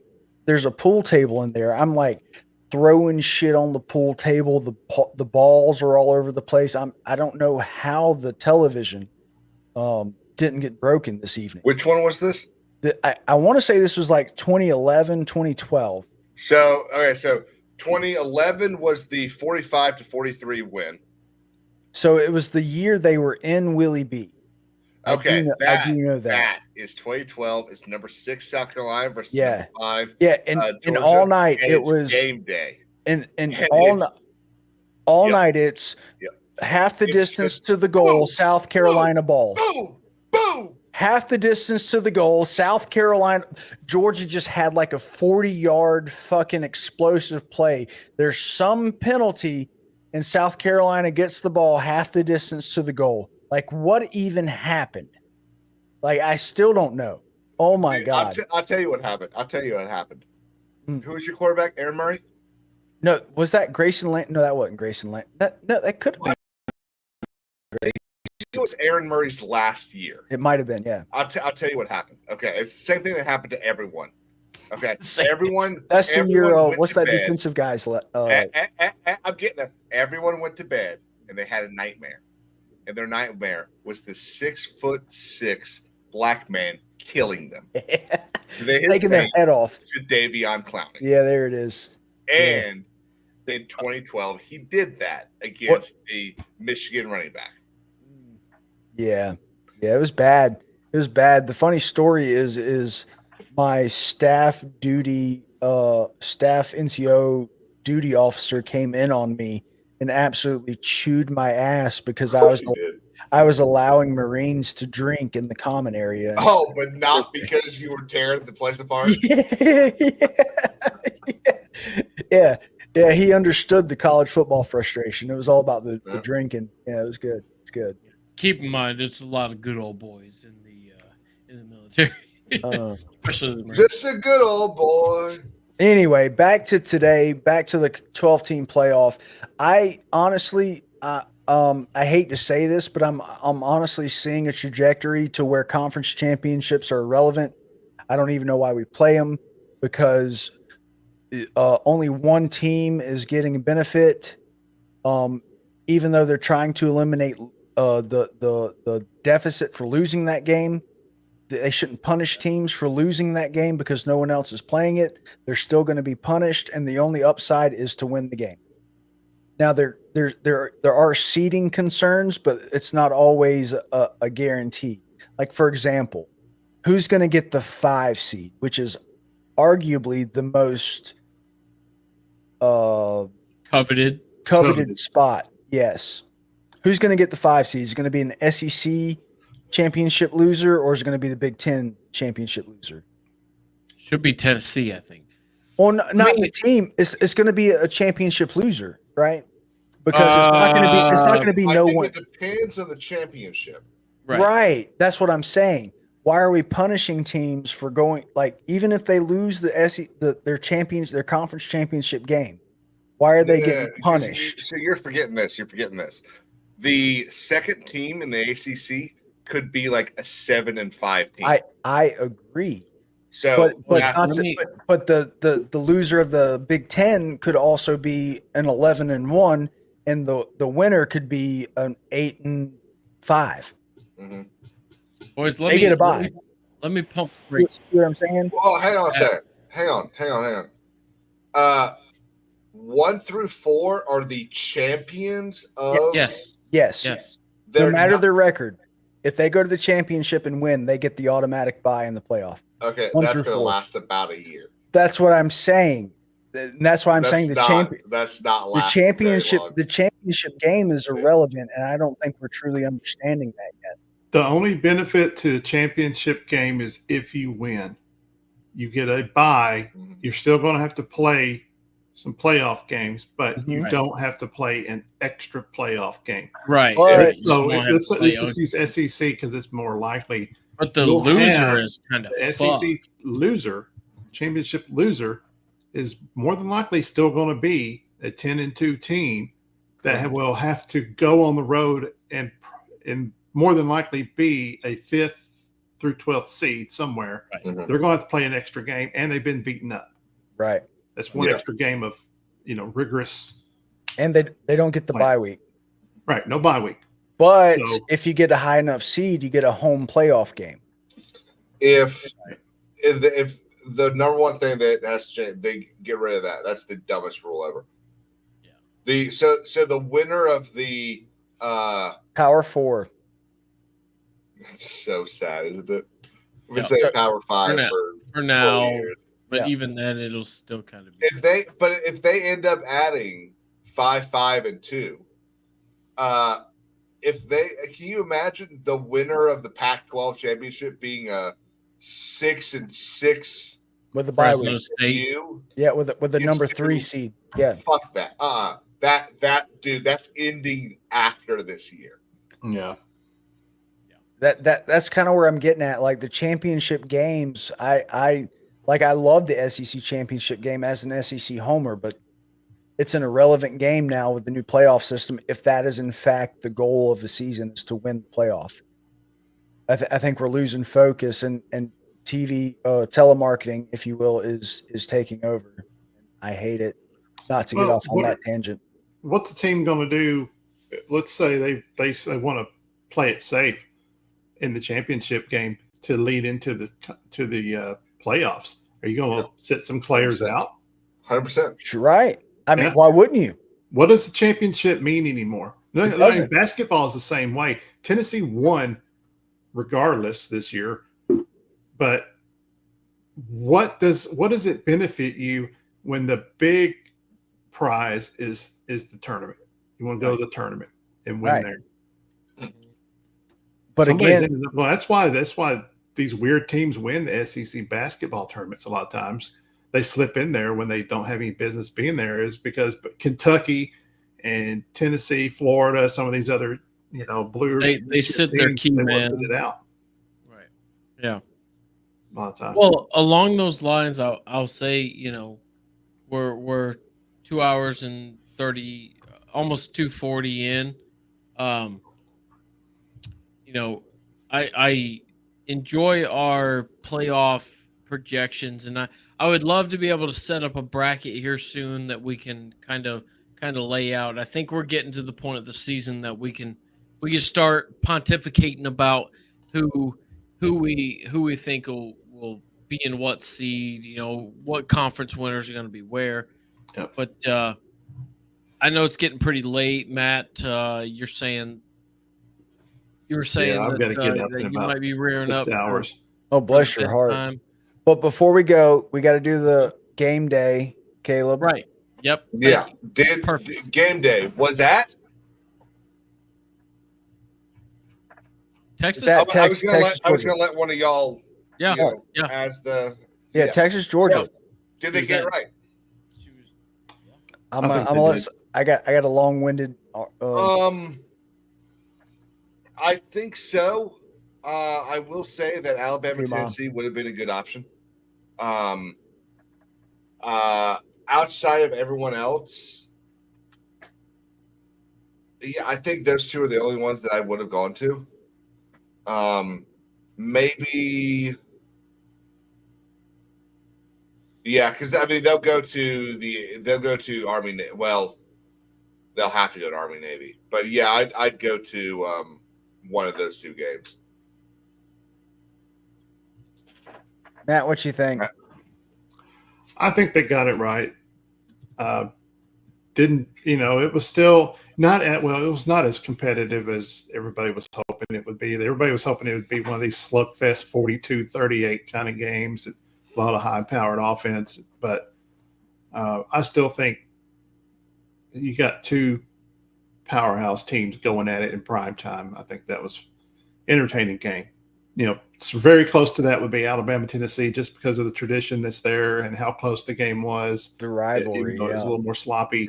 It was still, pretty exciting ending to the game too. Yeah. Oh yeah, did the kid make it this week? I'm glad you found it. Well, for it. So I've got it. Let's go ahead and play it. Let's see what happens. Tune in. I will say this is probably the most educated contestant. He's going sideways. Yeah, bolo tie. Yeah, he's gonna go be a. Oh, low but distant. Wait! I thought you. What happened to going straight? What happened to going straight? But he's a teleologist major, however you say that word. Here's the second attempt. Here we go. Somebody, please. He's got good quads. The same fucking ball. Good work. He's going to be same a doctor, corner. Tony. The guy sucks at kicking for sure. Yeah, and Tony Hinchcliffe was the guest speaker. Let's go. No, it was Scotty Scheffler was the guest picker. Why was fucking Tony there? Because Pat McAfee went to the comedy ship. So what? He last just night. had him on. Yeah. Hey, you want to go? Yeah. Beautiful, love it. That's cool. I think game day got the game wrong. Ooh. Where do you think they should have gone? I believe because of the rivalry and because of the hatred. And even though I hate the Bamaganda, because the Bamaganda does in fact Third exist. Saturday in October. They should have gone to Tennessee, Alabama. But I will say, even though I couldn't listen to it because of my hatred and vitriol to everyone picking against Georgia, the environment was correct for the actual show. I look at a hell of a place. Yes. Well, and so this thing, I think they had to go to Texas for this one. They have to because it's a pseudo playoff game. To Red River last week, right? And this is a pseudo playoff game. Like we're going to see this matchup again, barring Texas doesn't lose to Texas A&M at the end of the season and lose to Vandy. Yeah, I will also say got to throw that in there. The Oklahoma fan made it last week. Right. The Texas fan did not. I think Oklahoma gets spotted at a point next week. Or Oregon. Or next year. They went to Oregon last week. Oh, 2 weeks ago. Yes. Or it might have been an Oklahoma fan at the Oregon game, but it was an Oklahoma fan that made it to last week or 2 weeks ago, whatever it was. And I think Oregon gets Oklahoma. I think Oklahoma gets a point at next year's Oklahoma Texas game. I don't know. What do you think? Maybe. Fair. Obviously, I'm maybe kidding. they'll get more than 3 this time. But yeah, they got the game wrong, not because it wasn't a good game. But just important. We're gonna see this game again. You're not gonna see Alabama, Tennessee again. Yeah. Guys, I want to go ahead and say on November 16th, Tennessee's off next week. We got another bye. and then we've got 2 games after that. I'm going to guess if everything goes, Georgia keeps winning, Tennessee keeps winning. I think game day is going to be in Vandy Georgia. keeps winning. They're going to be in Georgia, in Athens on the 16th. Is Tennessee, that not Georgia. the same day as the Penn State-Ohio State game? Penn State plays Purdue. Okay, that's good. At Purdue. Okay. Yeah, so you're probably right. Oregon at Wisconsin, LSU at Florida, Missouri at South Carolina. That could be a good one to go to. So, Missouri's, but it's at South Carolina. They already came to South Carolina. So yeah, we're off for that. Yeah, you're off the map then. Maybe. Have they gone to Clemson yet? No, but Clemson doesn't. Clemson doesn't have an opponent. They'll be at Pittsburgh. But until they play Miami, I don't think game day is interested. Yeah. Until they play South Carolina. Yes, you are correct. But South Carolina's got to keep winning. Yeah. If South Carolina wins out, which we very well could, you guys could be ranked by then. Yeah, we'd be probably in the top 15. You and Missouri are passing ships in the night. Yeah. Like, Look, if are you heading out? Yeah. Good night, man. Hey, it's good to see you, Matt. Appreciate seeing you. We'll see you Good night, guys. buddy. I appreciate you being here. We'll catch you next weekend, buddy. Catch you next time. Well, You'll see. not next weekend. The weekend after. We're both on buys, and I'll be in San Antonio. All right, sounds good. We're all on buys. Oh, yeah. See y'all. Thanks for having me. See you, buddy. Absolutely. Sir. Love you, man. Talking about so I don't think we'll get ranked this week. I just don't think we will. And bye week next week. But if we beat A&M at home, we're at home. That's a tough ask. I think we get ranked then. And then we've got to play. Then we got to go to Nashville and play Vanderbilt, which is going to be tough this season. But I think we got the D-line for them. And then look, Matt, that Matt's guy not gets here to hit. defend himself, but he also has to play Vanderbilt, and that's going to be a great game. Let's not count our fucking chicken. So let's just. I don't want to get too far off on a tangent after this.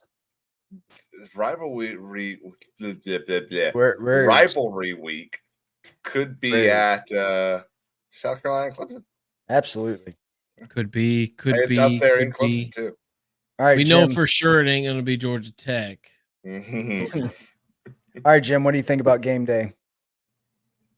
Did they get it right? I think as far as options go, I understand exactly what you're saying about third Saturday in October, but as far as magnitude of the matchup, you didn't have any other choice. They had to go with this one. So yes, I think they got it right. Also, can we point out how many games has Georgia been primetime ABC, which is like this the season? premier game for the Saturday games? Well, I mean, that comes significant. That comes privilege with having the toughest schedule in college football. Well, Florida has the toughest schedule in college football. Not according to week 7, 8, whatever week we're on standings because of week 0. Remaining? Yes. You're probably looking remaining. We still do, yes, but initially, I would say Florida. But we as Georgia fans have also been bitching about not having night games for 4 years. Just so happens all of our night games this year are away. Yeah. well, next year at least is y'all are the exact same script but flipped. Y'all are bitching about it because of the lights at the stadium. Yep. That's the same reason we've started bitching about it too. We have the same kind of lights. They look amazing at night. At night. Did y'all see the fucking drone show that they did in Austin? Bro, I know, but I've seen drone shows. Those things are fucking legit. I want you guys to that was so fucking cool. Let me find that shit. About how much money is in the town of Austin this weekend.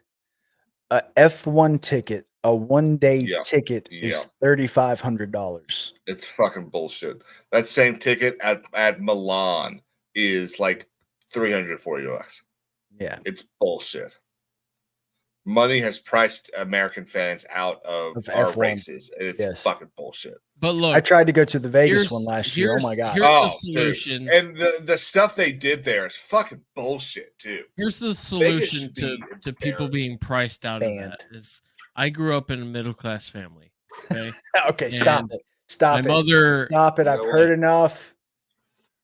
Thank you, Caleb. Jesus. I don't think he knows. No, he's probably still going. Dude, this shit's legit. Fuck you. Twitter, I want to thank you guys for being here. Look at this. This is so cool. That shit's legit. Now, is that because of is the fair still in town? So no, it's not the fair. It's the F1. You got this game. Oh, shit. And then you got Disney's doing something, and also Good Morning America is doing something. So it's like a huge ass weekend in Austin. Mm-hmm. That's bro. If they make that like their night game tradition, that is so fucking cool. Dude, everyone needs to be adopting that shit. Hell yeah. I don't know. The light show and the flashlights and whatnot is all super fucking cool. I'm all about that one step at a time. Drone show, that's fucking sick. Let's get UGA fans involved at the stadium before we start doing other things outside of the stadium to get the fans involved. Mm-hmm. Home field advantage. I agree. One of the things that pisses me off, and I talked about this I think 2 weeks ago, is when older South Carolina fans get upset. Now, there are some things that we used to put. Okay, so you've got the end zones right here. We used to put a DJ in this end zone. Exactly right. We used to put a DJ in this end zone, and I just wasn't feeling it. I didn't like it. It was just a bit too much. Cringe. Yeah. It just cringe. Wasn't. And then when I was in college, we did this. There used to be a redheaded guy that would lead the band out. And he'd do the whole thing. Yeah. And it worked. He was apparently our mic man. And then the year I started college, they moved that. They took the job away from him and they moved it into the student section. And it was like the hype man for the student section. And it was just the guy that was doing it was terrible. He didn't, and he'd sit there and act like he was this huge South Carolina fan when it's like you only got the job because your daddy gave a lot of money to the university. Of course. Yeah. Like he's got that attitude. He's got that demeanor like, yeah, you kick my ass, but my daddy will sue you. Yeah.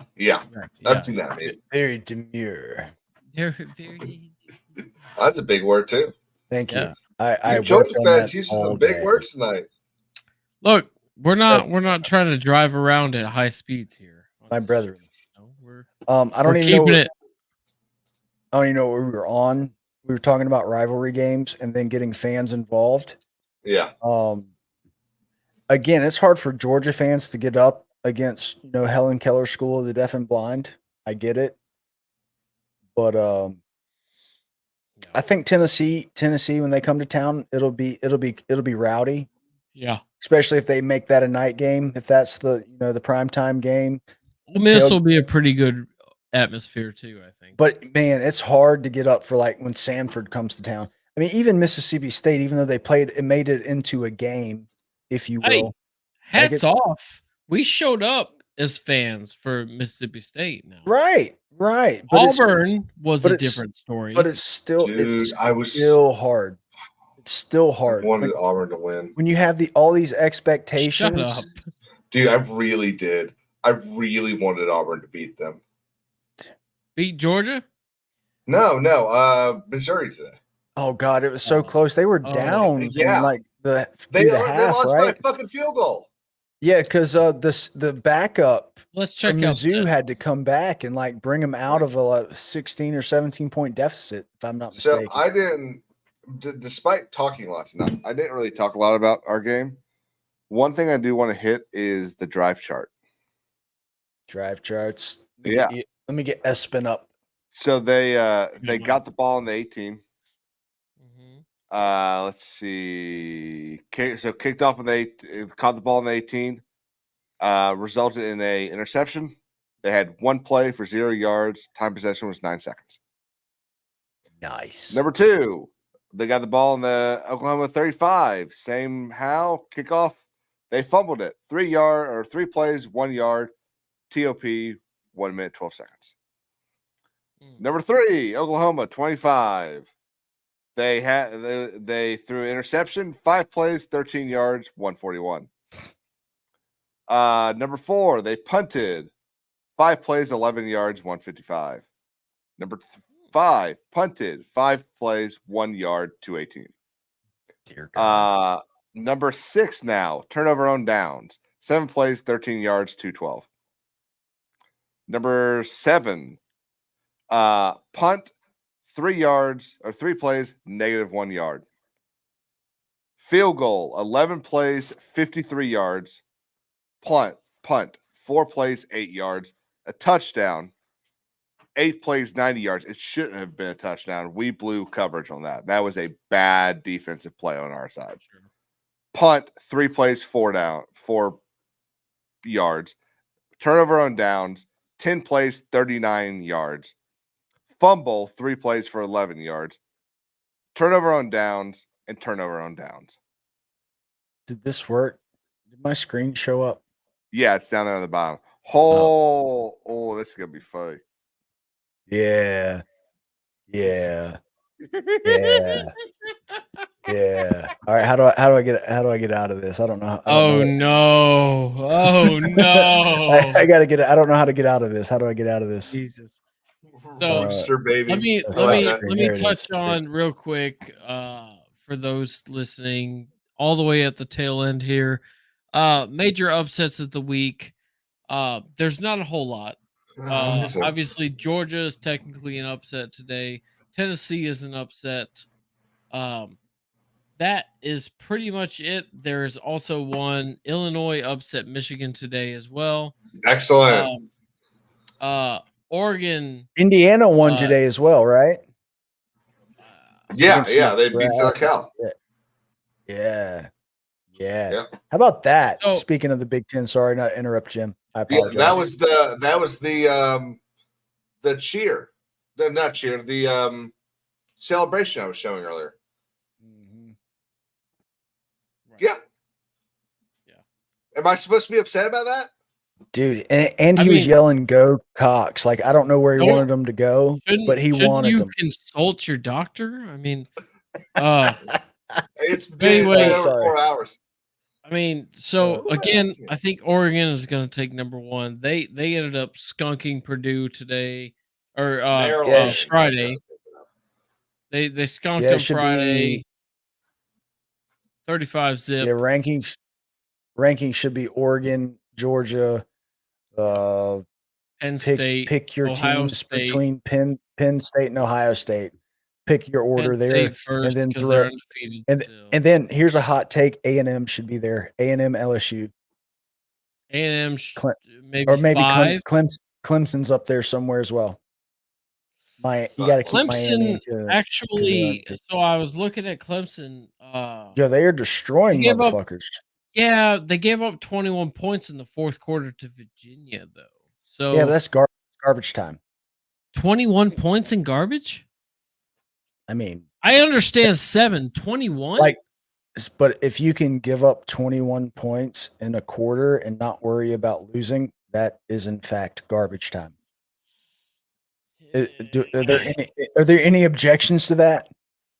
I mean, I totally get what you're saying, but I'm with Jim on that one. And obviously there's bias there. But 21 points is a lot of points. I agree. A lot. I mean, it's that's 3 drives. Point. I don't want to get into that game because we're trying to wrap up. It confirms what you're saying there, Brad, that if you can give up 21 points and be like, oh, we're good. Yeah. That's why Oklahoma scored that touchdown. There were 22 minutes left in the game, I think. And I was seventh string is getting their first playing snaps. And my God, they kind of exposed us. Oh no. Yeah. But I was genuinely sitting there like, I've been watching Carolina football for 25 years. I know what can happen. And this shit could happen. So obviously getting into the fourth quarter, I felt a lot better. But I genuinely was a little concerned. Sundowners, I kind of agree with that, but I also think Georgia beating the number one team. Yeah, beating number one, they should at least go to 2. Oregon should be at number 1 because they've. I don't see any reason why we should be behind Penn State. Undefeated record blemish is the reason. Because we have one loss and Penn State doesn't. Ain't played nobody, Paul. Well, again, that's his argument, though. That's the argument. That's a good argument. The undefeated. So in that case, all the undefeated teams should be in the top 10. Nope. But that's just not how it works. Not if they ain't played nobody. So again, ain't nobody played nobody. Well, we have. Texas ain't nobody. We've played Clemson. We've played Alabama. Who's Clemson? We've played Georgia. Their only competent opponent was Georgia. They ain't played nobody. Who? Wait, what? Clemson. Clemson ain't played shit. I can tell you that right now. I don't even have to pull up their fucking schedule. I can tell again, this is the even though I enjoy seeing Clemson win as a Georgia fan, it makes our win look better. They're doing what Ole Miss and Tennessee did at the first half of the season and played Helen Keller School, Stanford, Florida State, and Wake Forest and Virginia. But again, ain't nobody played nobody, Paul. Like the transitive property doesn't work. You got to look height. I should get that clip. Height, weight, speed. Then you add wins in after that. And after that, you add in quality of opponent. And those two can be switch swapped depending on the quality. Y'all tell me how much of a wet dream this schedule is. For Oregon? I'm not going to tell you who it is. I'm not going to tell you who it is.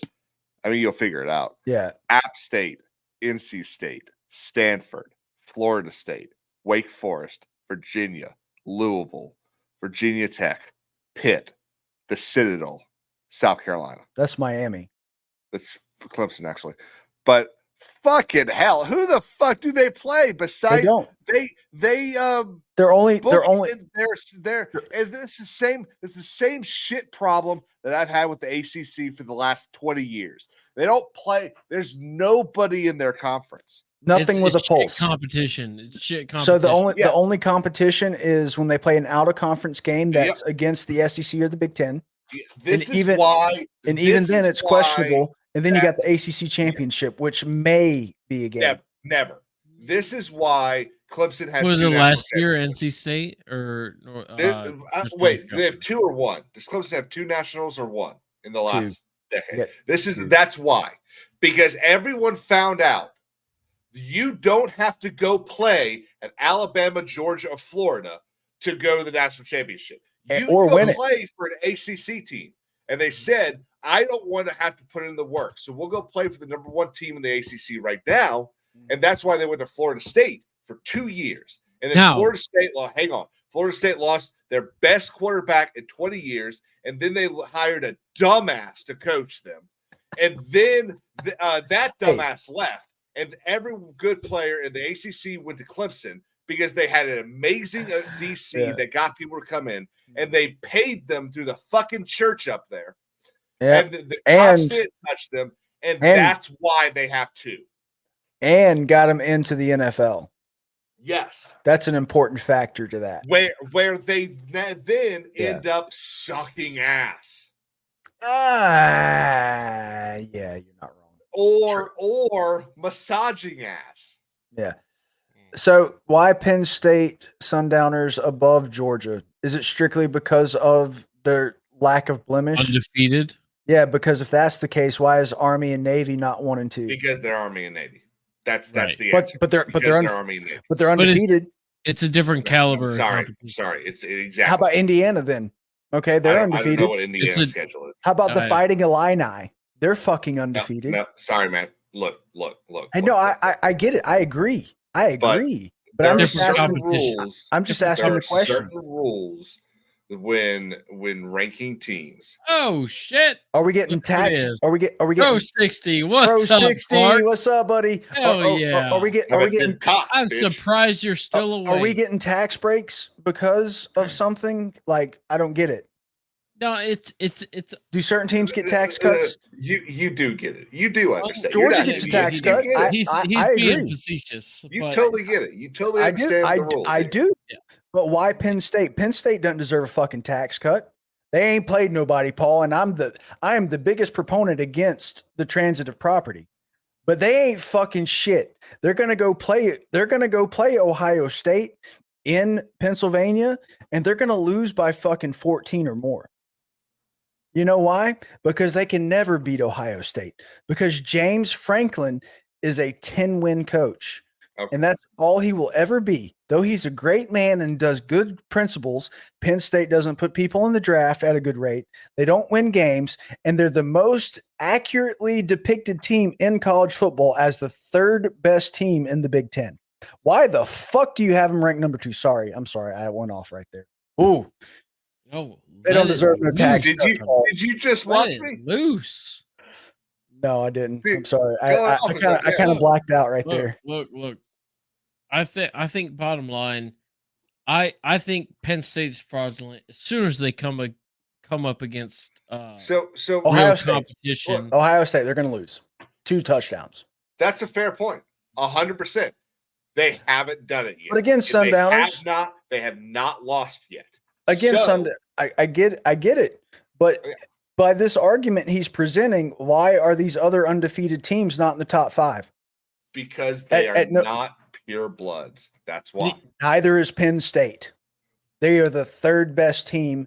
Maybe Penn State has been a media darling. Not to mention that there is a clearly so they were a media darling, and then their coach of 80 years decided to overlook That's why they can't play Sweet Caroline there no more. Okay, let's just be a frank about it. Athletics department, not the coach, because Petrino told a lot of people.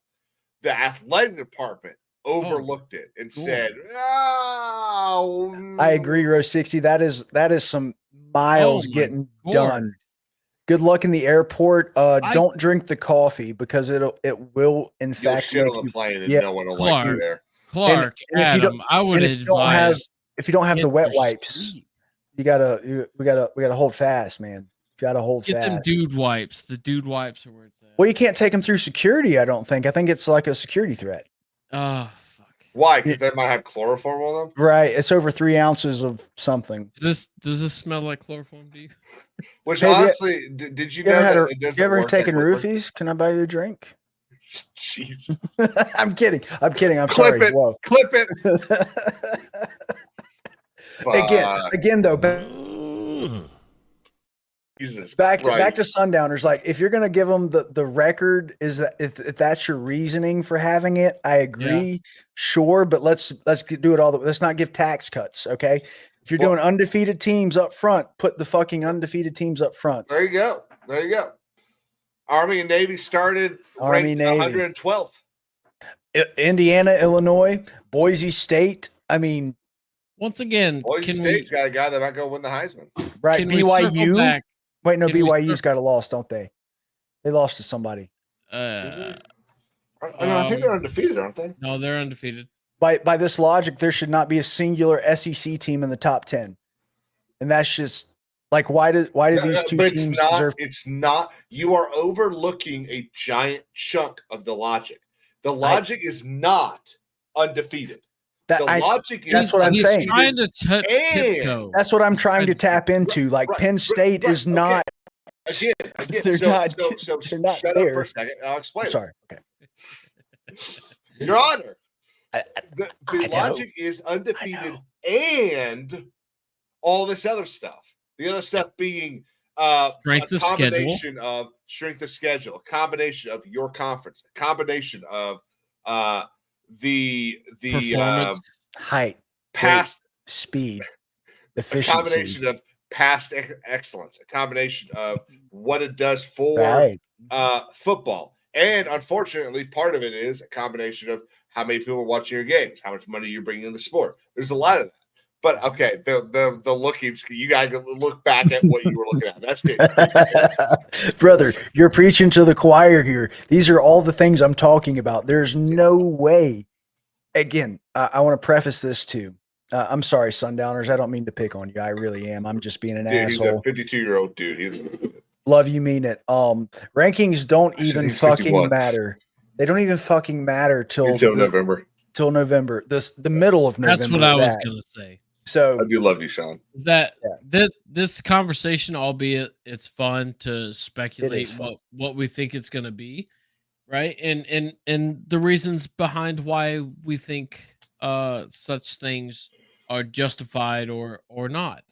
Was there a BCS one as well? I don't remember that. Ranking? Yeah, it was always off. Oh yeah, there was a BCS rank. Yeah, there is. But you never knew which game was the national championship game until it was like the day of. Right. And I will say number one was number two. Even with the group of five, I think the rankings could change due to other bowl games, I think, or something like that. No, they could.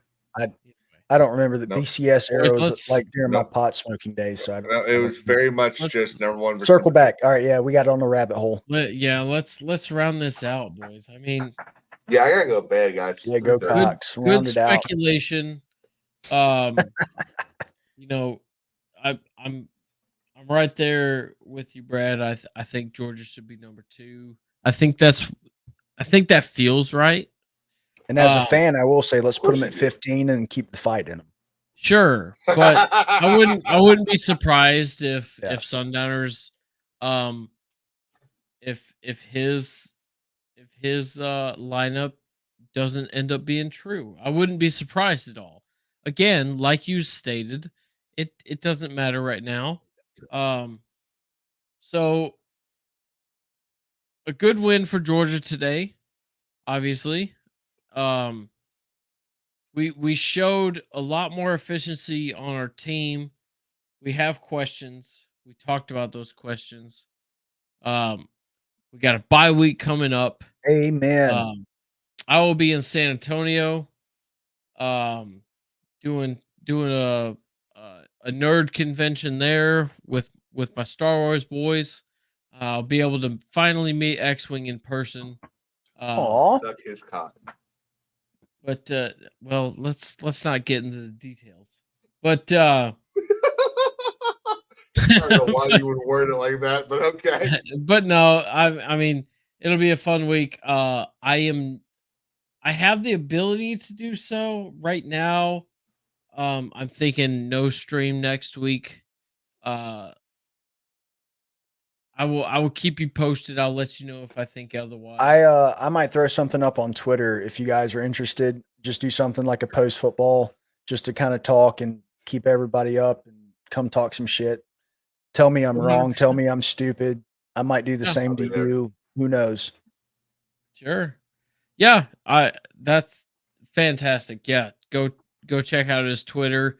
It is Peaches and Cream, correct? That is, I'm gonna figure out how to share it on the chat because I'm dumb.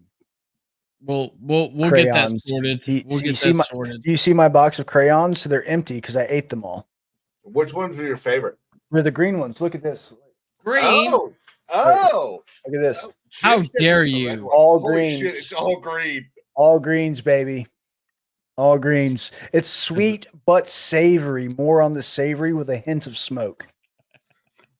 I like the fruity sensation of the grape. Yo, you like fruity? I'm not surprised. Yeah. Says the guy who says go Cox. All right, love it. All night long, baby. Good take. Good take. All right. Anyway, round it out. I'll be on Twitter next week. We're gonna talk shit. We're gonna talk about football. I'm gonna tell you again how rankings don't matter.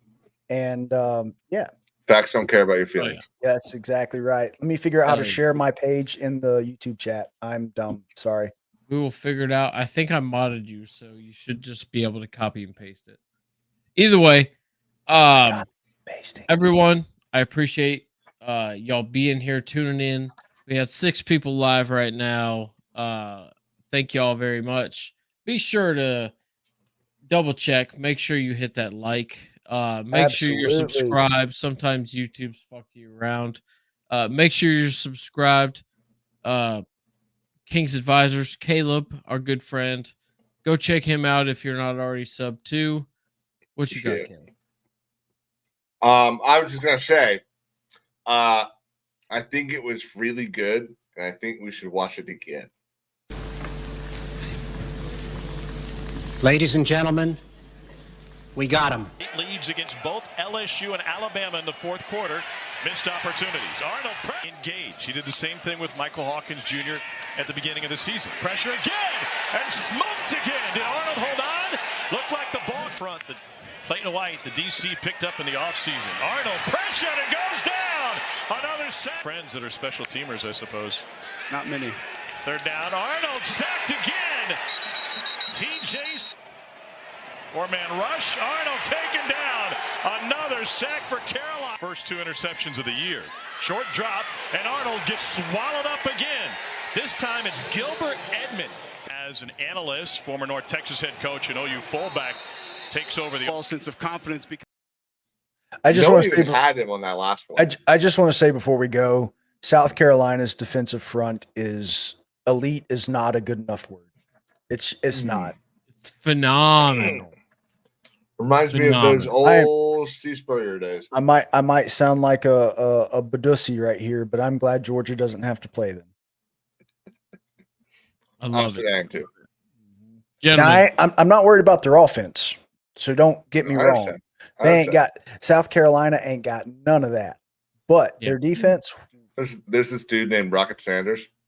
Yeah, I want to look at him. But anyway, guys, we're gonna pass it off to Jim. Thanks for being here. Loved being here. Love seeing you guys. Thanks for all the interactions. Come see me next week. We're gonna hang out, talk some shit. Oh yeah, guys, I appreciate you being here. Everybody watching, thank you. We'll make it short and sweet. Do the things you're supposed to. Hit the like, hit the sub. We will catch y'all maybe next week. Of course, check out Peaches and Cream on Twitter.